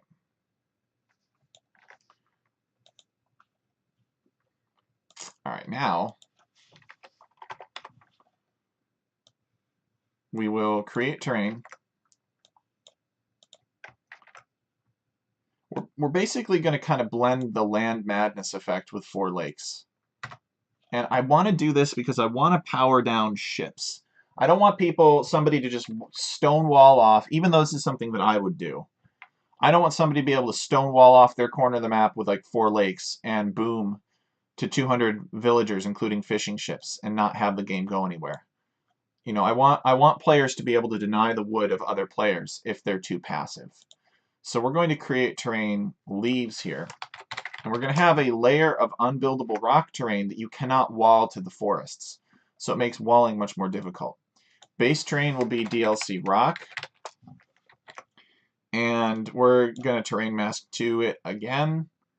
And this is basically just going to put down a layer of leaves on top of DLC rock.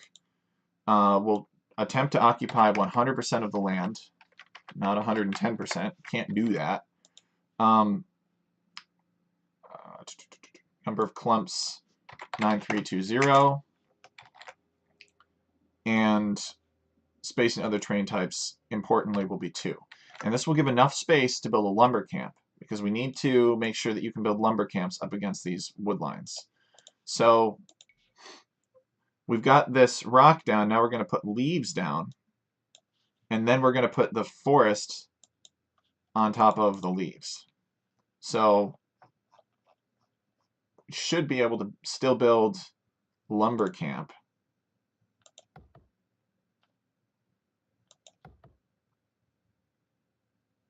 Oh, wait a second. I know what we did wrong.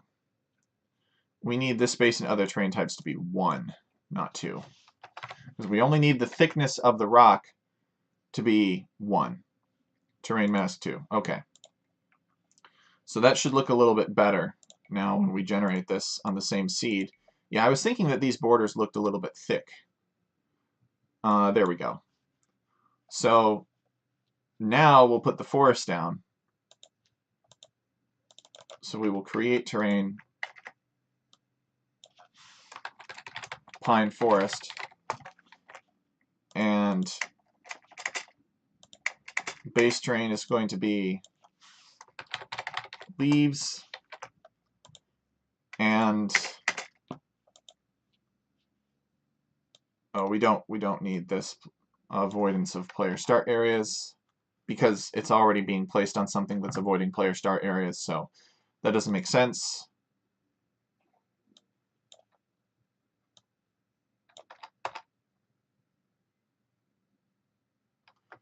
All right, and spacing to other terrain types will be 2 in this case, and there's no need for a terrain mask because we're putting physical forest down, so it's not a cosmetic thing.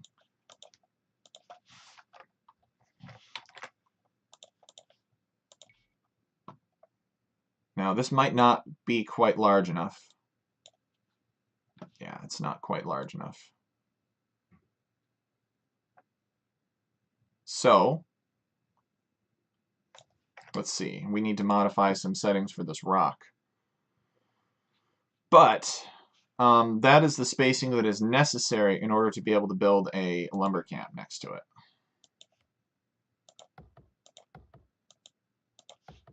So if we didn't have those spacings, we would not be able to build the lumber camp successfully. But see how it's like snaky and stuff? We don't want that. Let me just check the clumping factor for terrains. I think for terrains, clumping factor can go up. It's actually a little bit different. Moderate values. Oh, so we're a little bit too high. We want 30, or we want 20 for the clumping factor. We want that for all terrains, actually. So clumping factor 20, and let's try generating that again on the same seed. And maybe we'll confirm that the lands are a little bit more uniform. They seem to be. Still have to mess with that a little bit. But I bet that that's interfering with the player land creation too. So we'll forget about this for now. And clumping factor, and we'll set this equal to 20.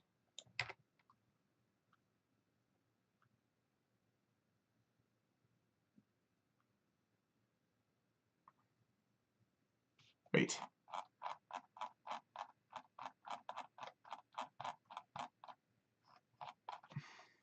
Yeah.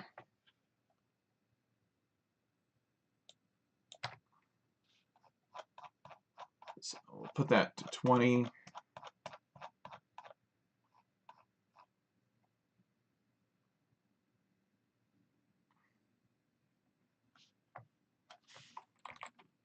Put it up to, actually, I'll set it equal to 25.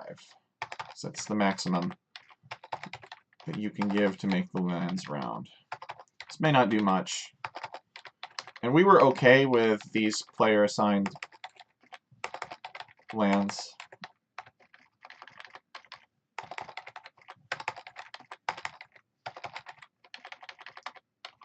Player assigned forests, I mean. But we'll just modify that for good measure right now. Okay. Yeah, so that's good. 25. And let us reduce the number of clumps, I think. We'll reduce it to like 12. All right.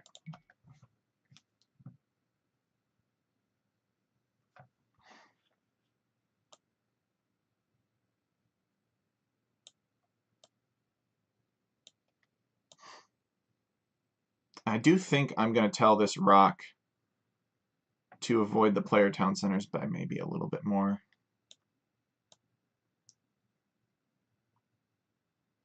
Oh man, I just don't like that at all.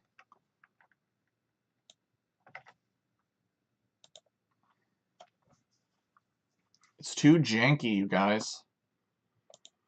I could increase the number of clumps to deal with that, but then we have other problems. So let's have it avoid player start areas by 30 as a start.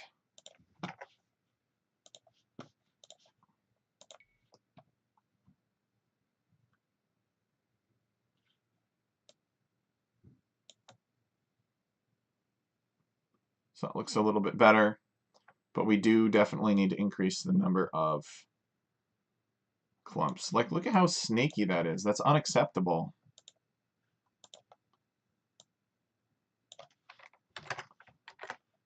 If we make it 40, which I don't think is a valid number, it did actually improve it in this case.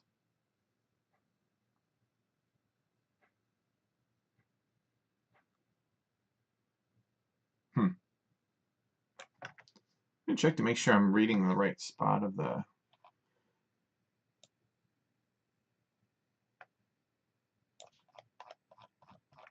Yeah, it looks like I'm reading in the right location in the handbook. Ah, here we go. So we want 40. We want clumping factor 40. That creates the roundest lands possible. I must have been looking at a different clumping factor. Okay, we'll go back and we'll address player lands after. I'll adjust that after the stream, which The stream is almost over. We don't need a clumping factor here because this is taking up 100% of the land possible, so we could actually get rid of that. I thought 20 was rather small. Okay, let's increase the number of clumps now, maybe to like 20.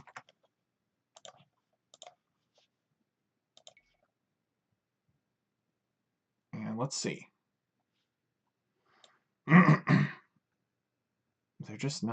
They're not really consistent, huh?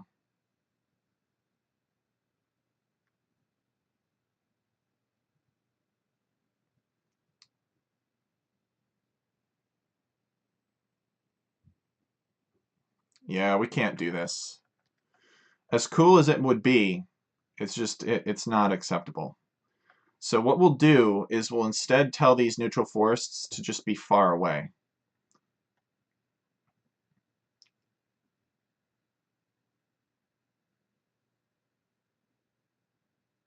And what we might do is we might connect these non-player lands with the unbuildable rock terrain instead using connections. And that could be an interesting lesson. So we're just gonna take this neutral. We're just basically going to create terrain pine forest up here. As fun as that would be to have the forest be unwallable too. There's just not enough space to make it consistent. Number of clumps 24. And no need for a terrain mask here.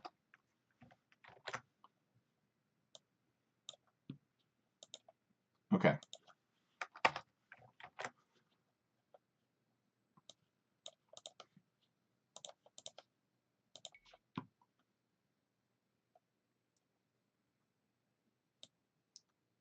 So much better. There's still a lot of wood back here.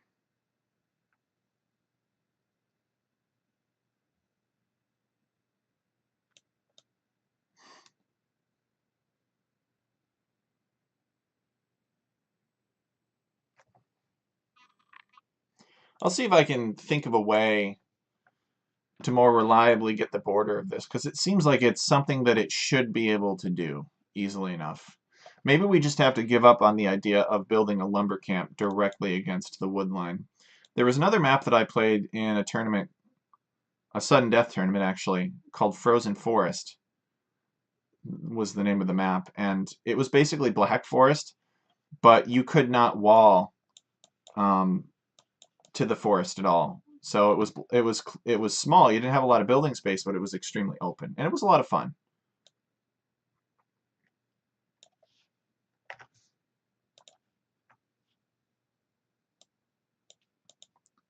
We dial the land percentage down to like 11, maybe.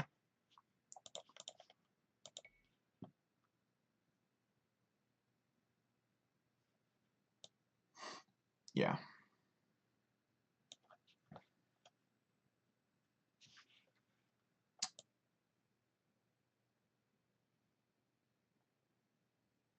Actually, you know what? I have an idea. Now that we've placed this forest first, I have an idea, you guys. So first of all, let's see if we can make these forests a little bit better clumped. So we'll come up here and we'll set these clumping factors equal to 40. Oops. Sorry about that. I read from the wrong spot in the book. It's not my fault.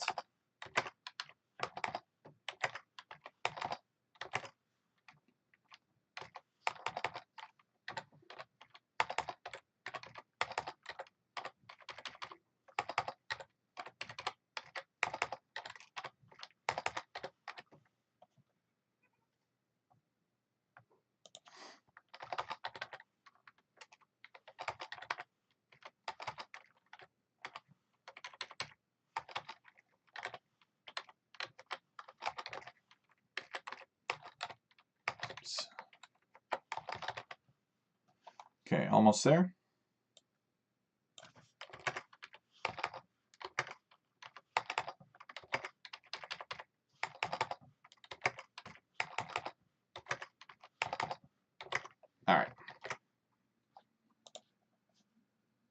That should have the effect of making these just a little bit rounder, which is what we want. Yep, looks good. So I have an idea. What if we put the grass terrain, or the leaf terrain down, and we just had it spaced to other terrain types so it avoided the player lands, right? Yeah. Let's give that a try. I'll just sort of demonstrate. So it'd be similar to this preparation work that we did here. Only we'll do it down here. So we'll create the forests first, and we'll create terrain leaves next. And base terrain will be grass, and we'll have it avoid the player start areas by like the same amount as these forests. Maybe a little less, maybe like 26. So we'll convert that all to leaves.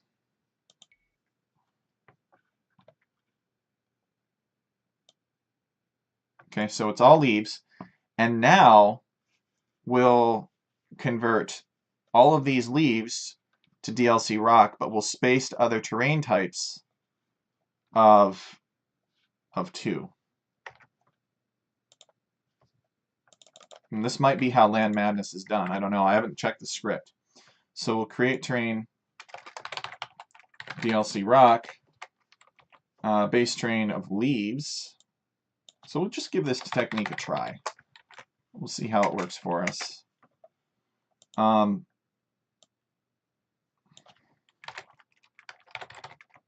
Set avoid player start areas of like 28, I would say, and spacing other terrain types of 2.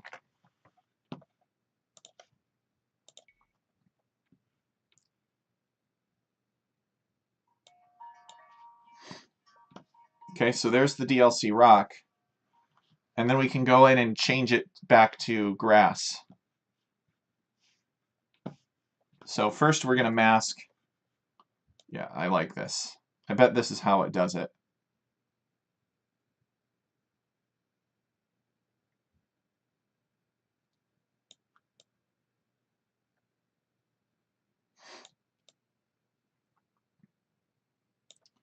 And it does have some avoidance to, a little bit additional avoidance to the center near where the players are. Although I think we still need to tell it to avoid by a little bit more. Both of them, actually. So we'll bump this up to 28, and we'll bump this up to 30.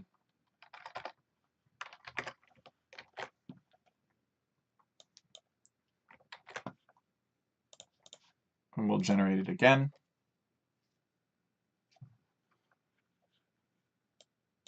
See, it's been forced back a little bit. Just to make walling off the neutral forests a pain.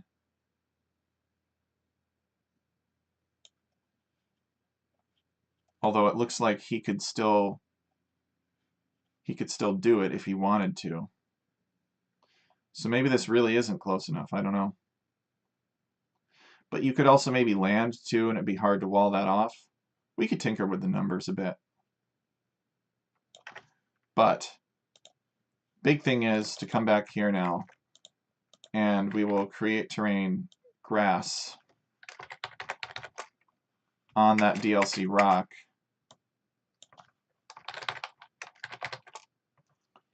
And we will give space in other terrain types of 1 now.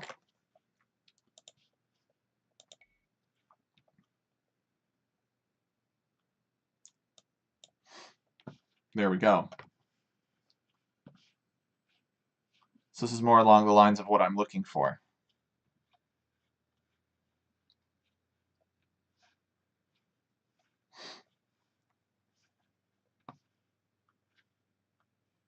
We might need to tell the forest to avoid the water by a bit more, because it seems like it's not properly wrapping around.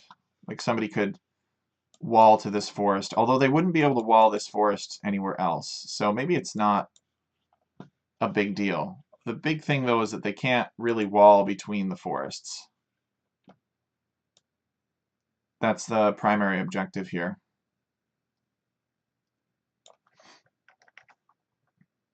Let's lower these set avoid player start areas a little bit. Let's make this 26 and let's make this 24.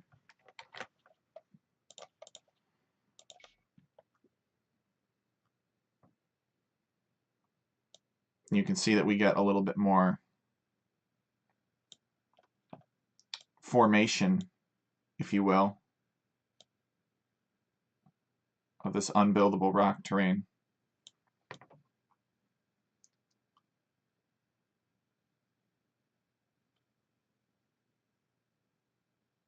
We still want players to be able to build and stuff out here. Well, this is just one example, I know.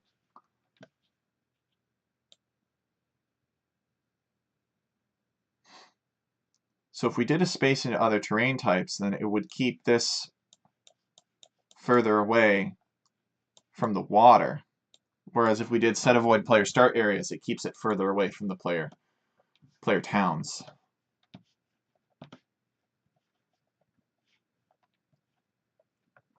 So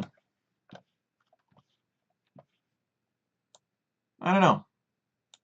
I'm kind of curious, actually. Like this right here is totally unnecessary. We don't want this. This doesn't do anything, right? There's no forest out here. So we should have a pretty large space in other terrain types to prevent that.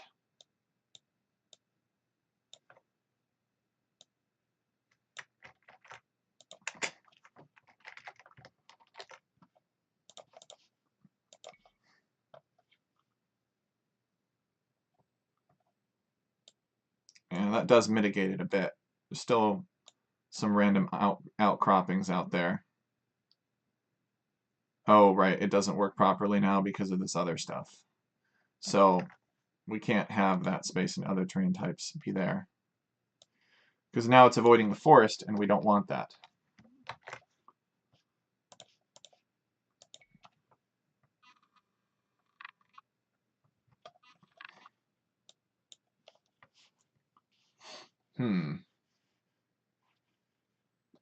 Well, we could do it in a couple of different layers. You know, where we could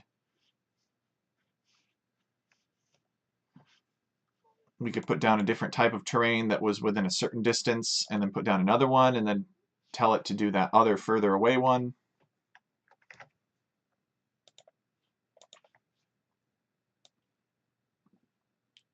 The pine forest is being created first, and it's avoiding by 30. So let's bump this up just to be a little bit closer to that, although I think we're chasing one thing versus another. But this is really close to what I'm looking for the terrains on this map. Yeah, like, if this were what it ended up being, this would not be so bad. There's a couple rocky outcroppings here, but so what, right?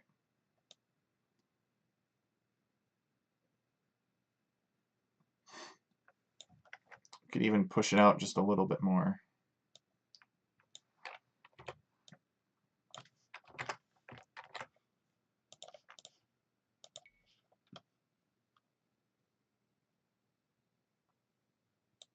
Yeah, there's not really that big of consequences. I'm fine with that. So maybe he can wall to these big forests, but that's still an investment, I think. It's quite far, so I think this is going to be fine. So we'll do like 30. The leaves is spaced 30. And the DLC rock, we really don't need set avoid player start areas of 30 for the DLC rock if it's just being placed on the leaves. If we're really going to have the same spacing, if you will.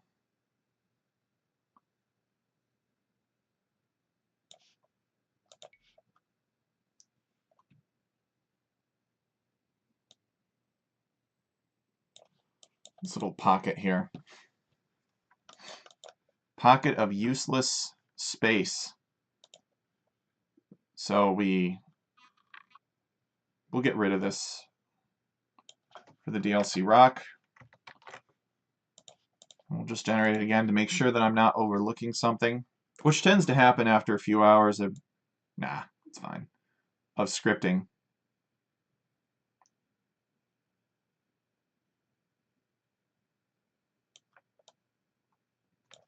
And we will have a little bit more avoidance, I think, maybe like 32, just to make sure that we're fully satisfied. Now, I think that we are actually going to have to scale this number according to the size of the map. I think 32 is a good number. It's a little pocket right there, but it's fine.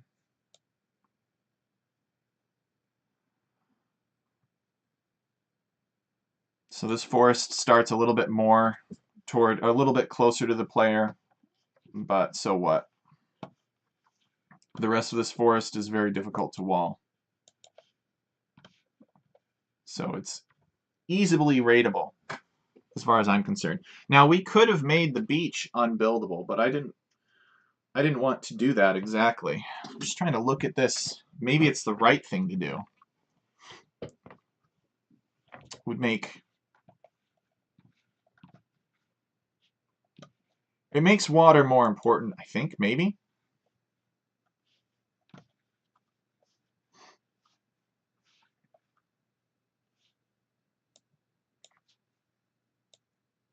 I don't know. We're just going to have to test it.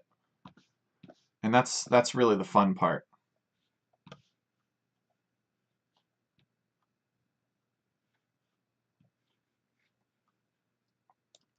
That's really the fun part. Not really knowing how the map is going to play out 100% until different people try different things. You know, what's to stop them from just walling this off right here? That's the big question. And maybe we just need to use connections for that. Because then they just wall right behind. Actually, you know what we could do? We could connect all of the players' lands with a rock path. Ooh, that would be really annoying, actually, having to deal with that. Yeah, I like that. We're going to connect all player lands. We'll give that a try. I think that'll be fun. So we'll just mask this real quick, and then we'll try that connection. I think we'll be done for today. We'll come back and we'll do the objects next time. If you have any questions, now's the time to ask, because I'm getting pretty close to wrapping it up here, probably within the next 15 minutes or so. So we're putting down the leaves. We'll terrain mask this. Terrain mask 2 to place the leaf terrain underneath. Terrain mask 2 to place the rock terrain underneath, and then terrain mask 2 to place the grass terrain underneath again. So it all helps sort of blend the terrains together. So there we go. Although you can't really tell. You can build a lumber camp there, but not there. So I think this area should not be masked. I think that should just be standard grass. Makes it a little hard to tell from inspection.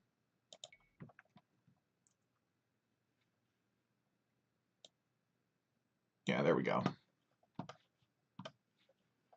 There we go. Beautiful. So you got your main forest out there. Oh, we probably need to scale that distance according to map size, actually. So I will step away real quick, use the restroom real quick, and then when I come back, we will scale that for tiny map size, because I can tell you right now that I know it's not going to work. But it'll be very easy to adjust. So that's what we'll do. So I'll be right back. Thanks for being here.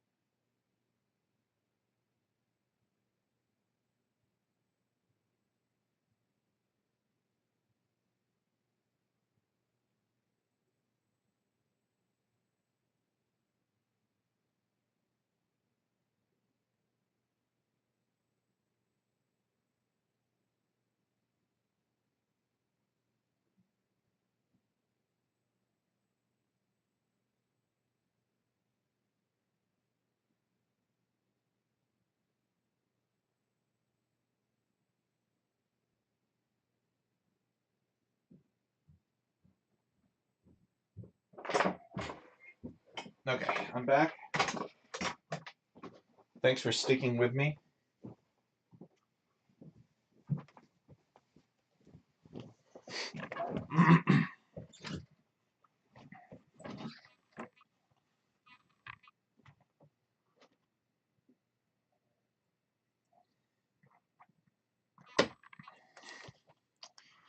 As you can see, these neutral forests are kind of not very good. Although,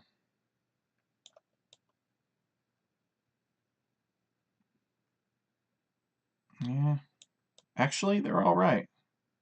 Now I'm looking at this. If we scaled this according to map size, then yeah, these forests would be allowed closer, but they'd basically be the same distance as your player assigned forests.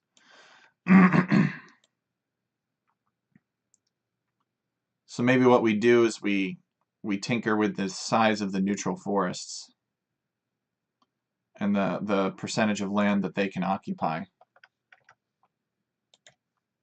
Maybe that's what we do.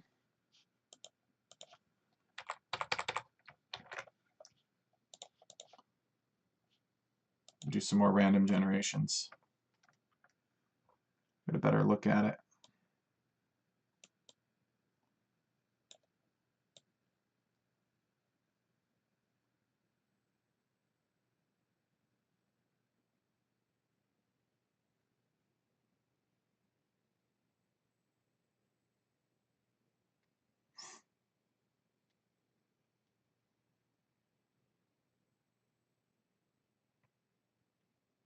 I will leave it for now. It's hard to say really how it's gonna play out, but it looks fun.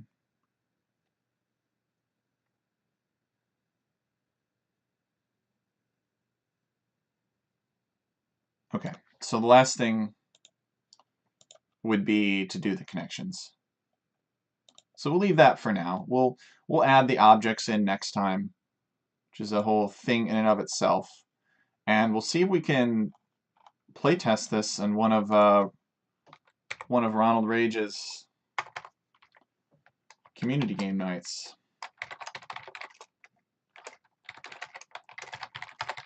So connection generation, and oops, we don't need to drag that along with us. And let's see. So we had a connection example here, and I'm gonna pull that out from the demonstration.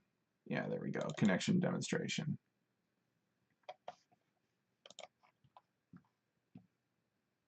Here, well, I guess this is what we had.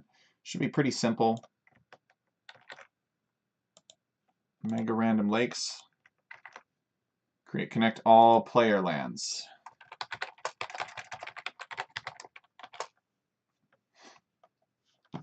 I believe that's what we want.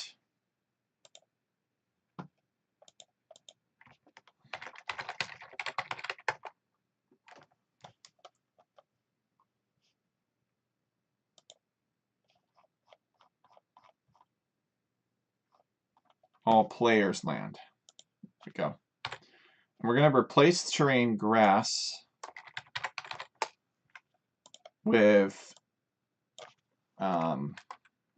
DLC bogland, which is another unbuildable terrain.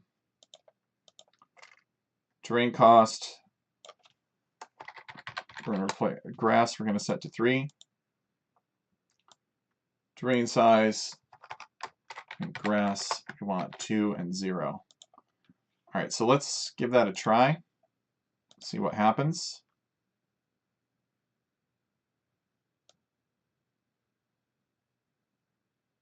I can't see it. So let's do DLC rock. I don't think that this is going to make a difference. Come on, where are we?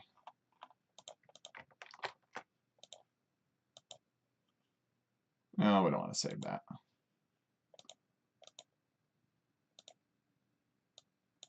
I don't think that's the error, but I hardly ever use connections.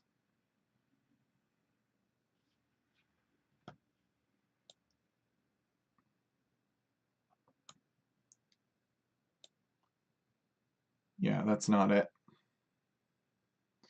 Yeah, there's no central lake in this one, just the outside lakes. Okay. So terrain cost, terrain size for the DLC rock. I think we need to put DLC rock there. And then create, connect all players, land. Oh, it's land, not lands. Okay. So let's put grass back here, and we'll try that again.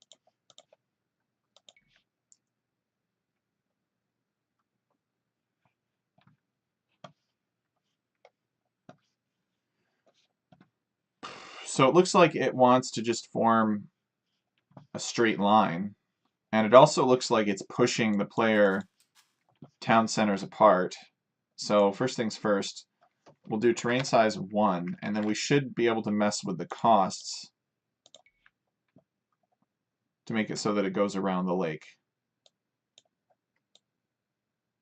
Yeah, so we want it to avoid mud, we want it to avoid beach, we want it to avoid the forests here. Okay. So terrain cost, grass 3.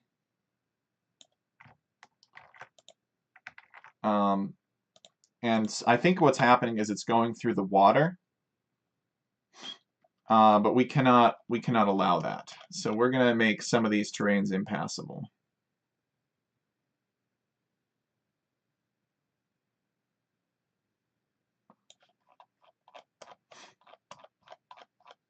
So I think that if you set it equal to 0, it cannot pass through. Yeah, it can't pass through. So terrain cost,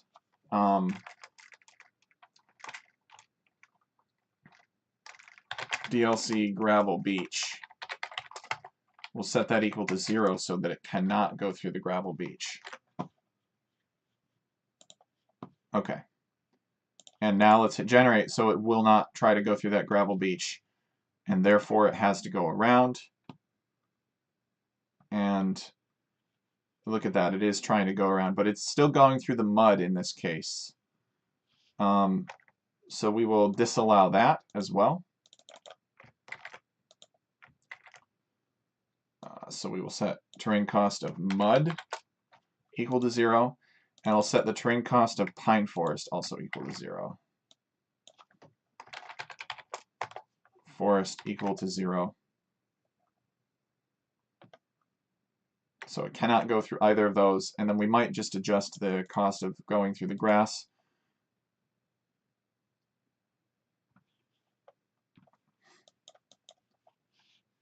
Okay, it can go through leaves, so we will give it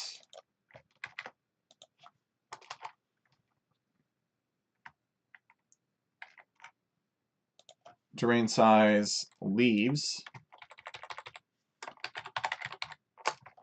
of 1, and we'll replace leaves with DLC rock as well.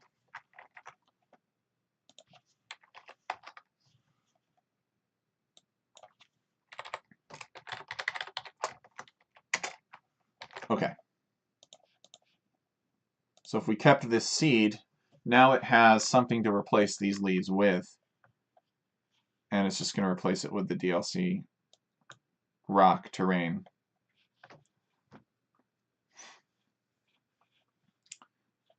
Now, it is kind of annoying that this is close to the player town centers.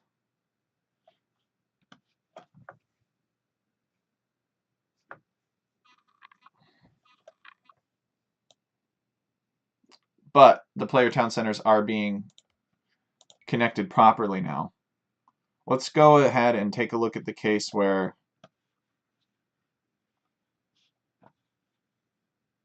Okay? So these two players are... Okay, we've got a nice little road of rock between these players, acting as a connection. And so let's do the final thing then. Let's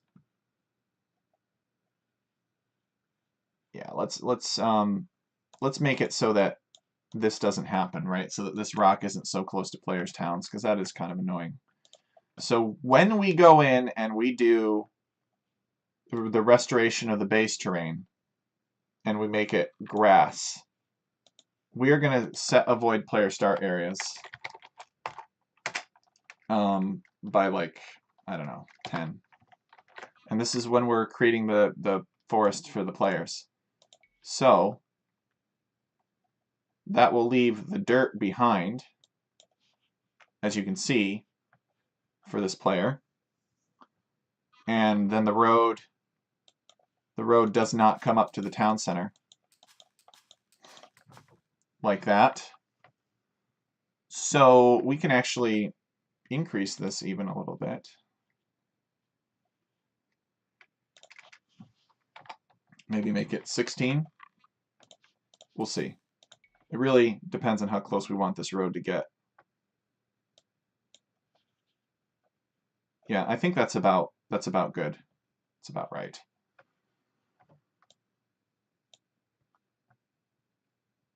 Remember, this is done at the very end, so it shouldn't mess with the land generation at all. So now, what we will do is restoring base terrain, and we'll say mostly.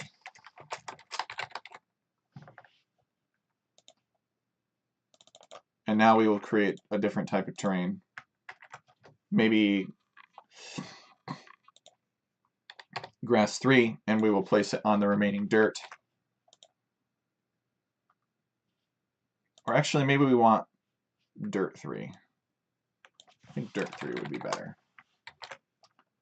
And we will not avoid player start areas. And so this will look a little bit greener. It'll look like it fits in a little bit more.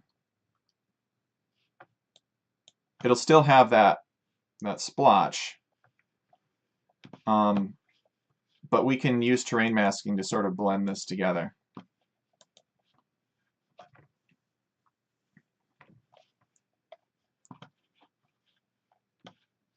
Yeah. So we'll do a couple of things now. The first is we'll come down here to connections, and we will replace terrain dirt 3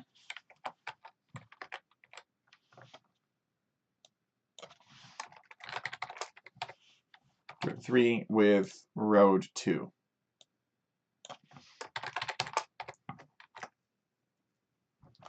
So now we'll have a little road here. So it'll still lead to the player town centers, but it'll be a wallable road instead. There we go. And it comes out that way, and it leads to your opponent's town.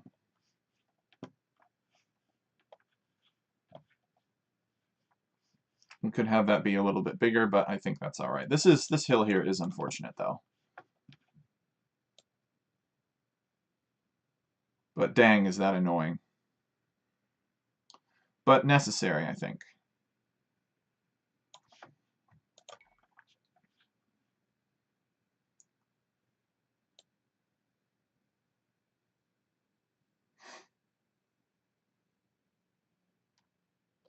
And then we'll do a little bit more with the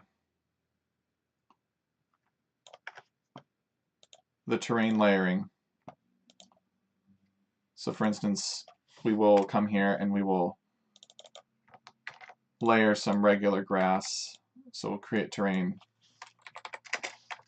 grass over dirt 3. And we'll do like land percent 10 or something, or maybe like 2.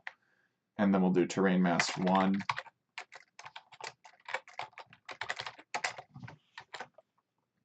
just to try to help blend it a little bit with the outside world.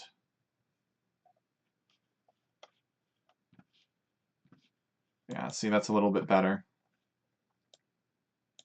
It's not so distinct.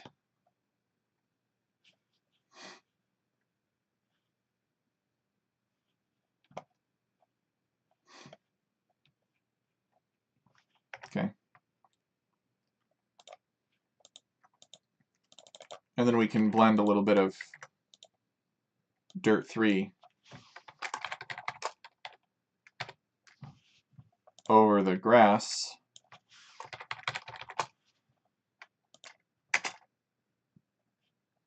Terrain mask 1.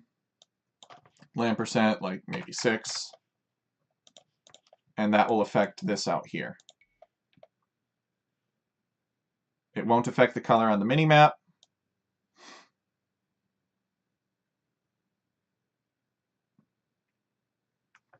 Looks like that's not quite enough.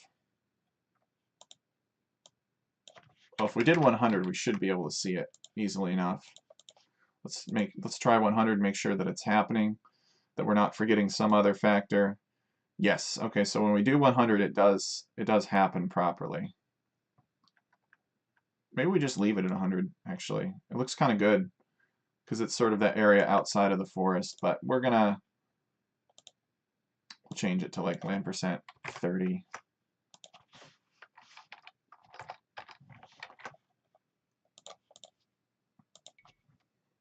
Unfortunately, you can't do terrain masking or layering on top of connections because connections happen after terrain generation. Yeah, that looks good.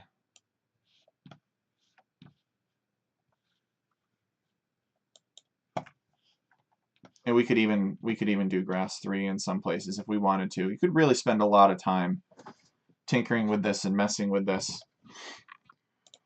So let's ratchet it up to 8 players and see what happens. Should still be okay because it's not a lot of player lands. Oh boy. Got all kinds of paths through the center. This is going to be wild. Maybe we increase the cost a little bit.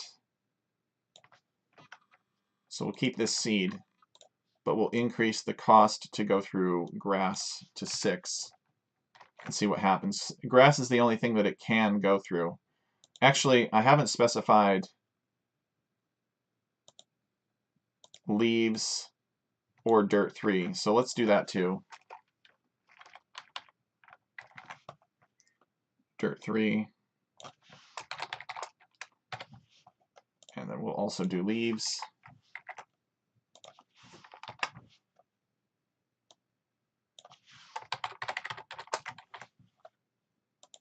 Okay.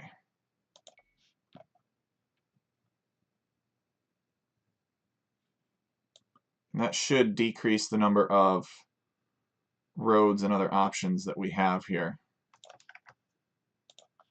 Let's increase this to maybe like 12 now to make the cost high. So it only wants to generate a few segments, I think. Nope, that's about as good as it wants to get, which is unfortunate. I might consider making a specific type of terrain in the middle that it avoids. That might be the play here. Let's look at some other random generations.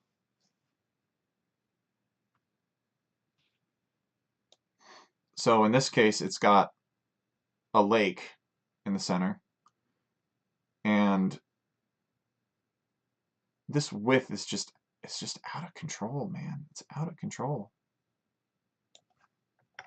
Is create connect all player lands not really used anymore?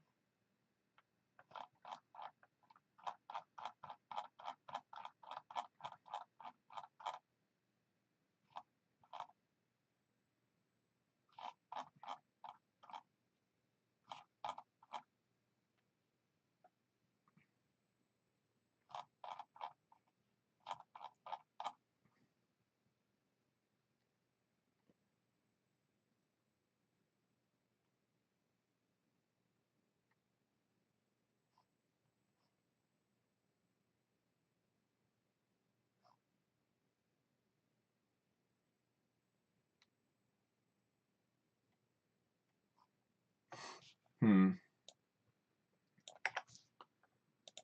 hate connections.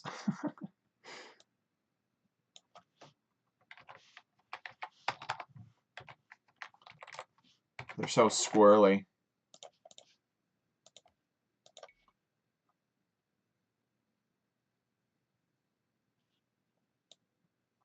So we lowered the cost and it looks a little bit more reasonable this time. We lower the cost to like 1. Have them go everywhere.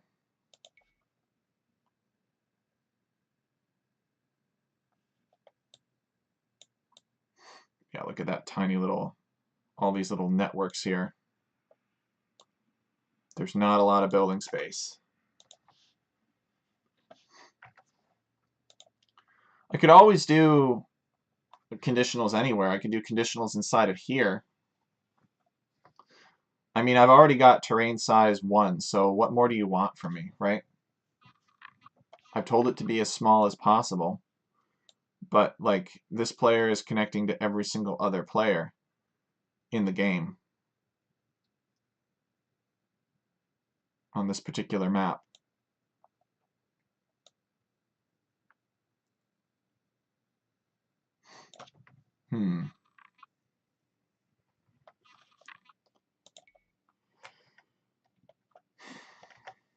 Let's try 2.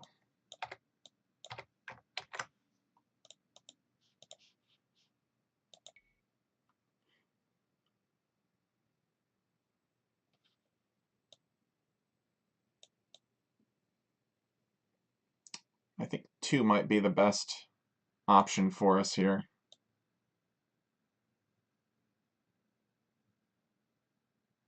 It's somewhat annoying how thick this road is, and maybe I'll do some research after ending the stream to see if it's possible to make this road a little bit nicer, you know, a little bit more uniform in where it goes. In this case, the road comes all the way up to the lake, but in this other case, the road kind of stays between the players, which is desirable.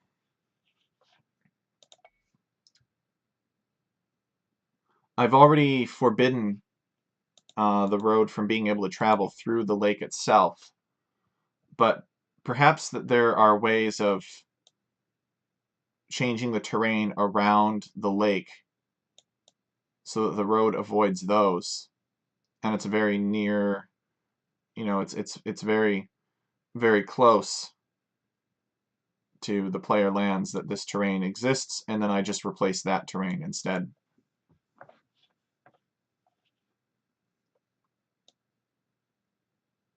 But this is certainly way too thick.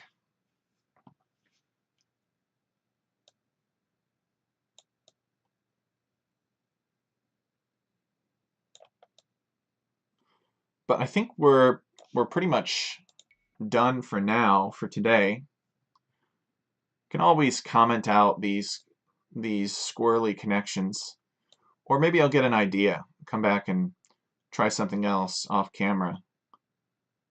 But we don't have to have these connections, you know, they're not essential to the character of the map. So like this one is not too bad.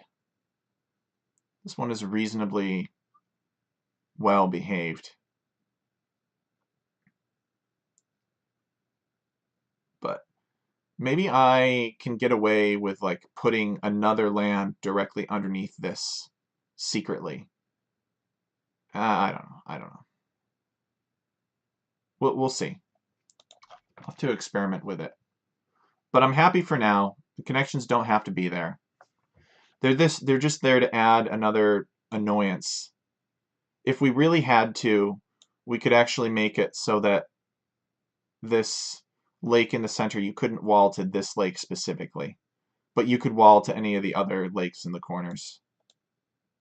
If we really wanted to do that. I don't want to do that because I don't want to ratchet up the value of controlling the water. But, you know, the more that I think about it, maybe it's not really so much about controlling the water as you slip through with a bunch of knights or something and you go and harass your opponent's eco out here. But I'm proud of this work. I think this is good. There might be some other things that have to tinker around with the connections as always. But we have a map that's essentially ready to start receiving objects now. And once you put the objects down, you're good to go. The map's ready to play. The only object we have down right now so far is the town center, but we'll add the resources, the relics, player starting units, the fish, all that good stuff, the straggler trees, all of that happens in the object generation. And then we'll be able to test it. So what I need to decide now is what to do with the connections, if I still want to play around with it a little bit, or if I'm just like, well, let's test it without and see how it goes. And I need to decide whether or not I want to make a video about how to do the objects. I think objects are reasonably straightforward. There are some tricky things about like actor areas and stuff, but it's really not that bad. It's not too complicated. I don't think there are many tricks when it comes to objects, not like the other parts of random map scripting.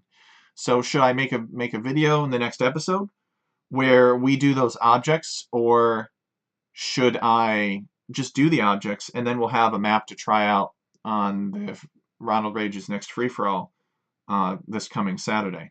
So that's really the choice that I have to make here. But for those of you that were here, joined us, we've been here for a little over 3 hours now streaming, but it's been good. We've made a lot of good progress. I think that we demonstrated some good stuff with regards to scaling, both in terrain generation. We reviewed how to make the player forests, but we also showed how it's important to scale lands, especially the base size of lands, to match the amount of area or the edge length of the map, depending on the size that it is being played on.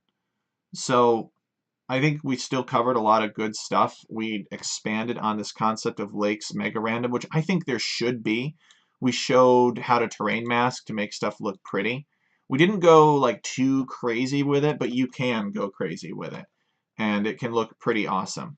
So we talked about how Terrain Mask 2 puts the masked terrain on the bottom so that you still get that blend, but you get the properties of whatever new terrain you're applying, and how Terrain Mask 1 puts it on top to, again, deliver the blend, but have the properties of the original terrain that you're putting on top of.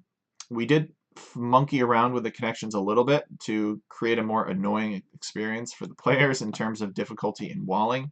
There might be a little bit more work to do with this in terms of tweaking stuff, getting better, more reliable connections, but the connections are not 100% necessary. And then finally, we're going to look at either installing the objects and then playtesting it this coming Saturday, or waiting until Sunday to do the objects with you guys, explain how to do it.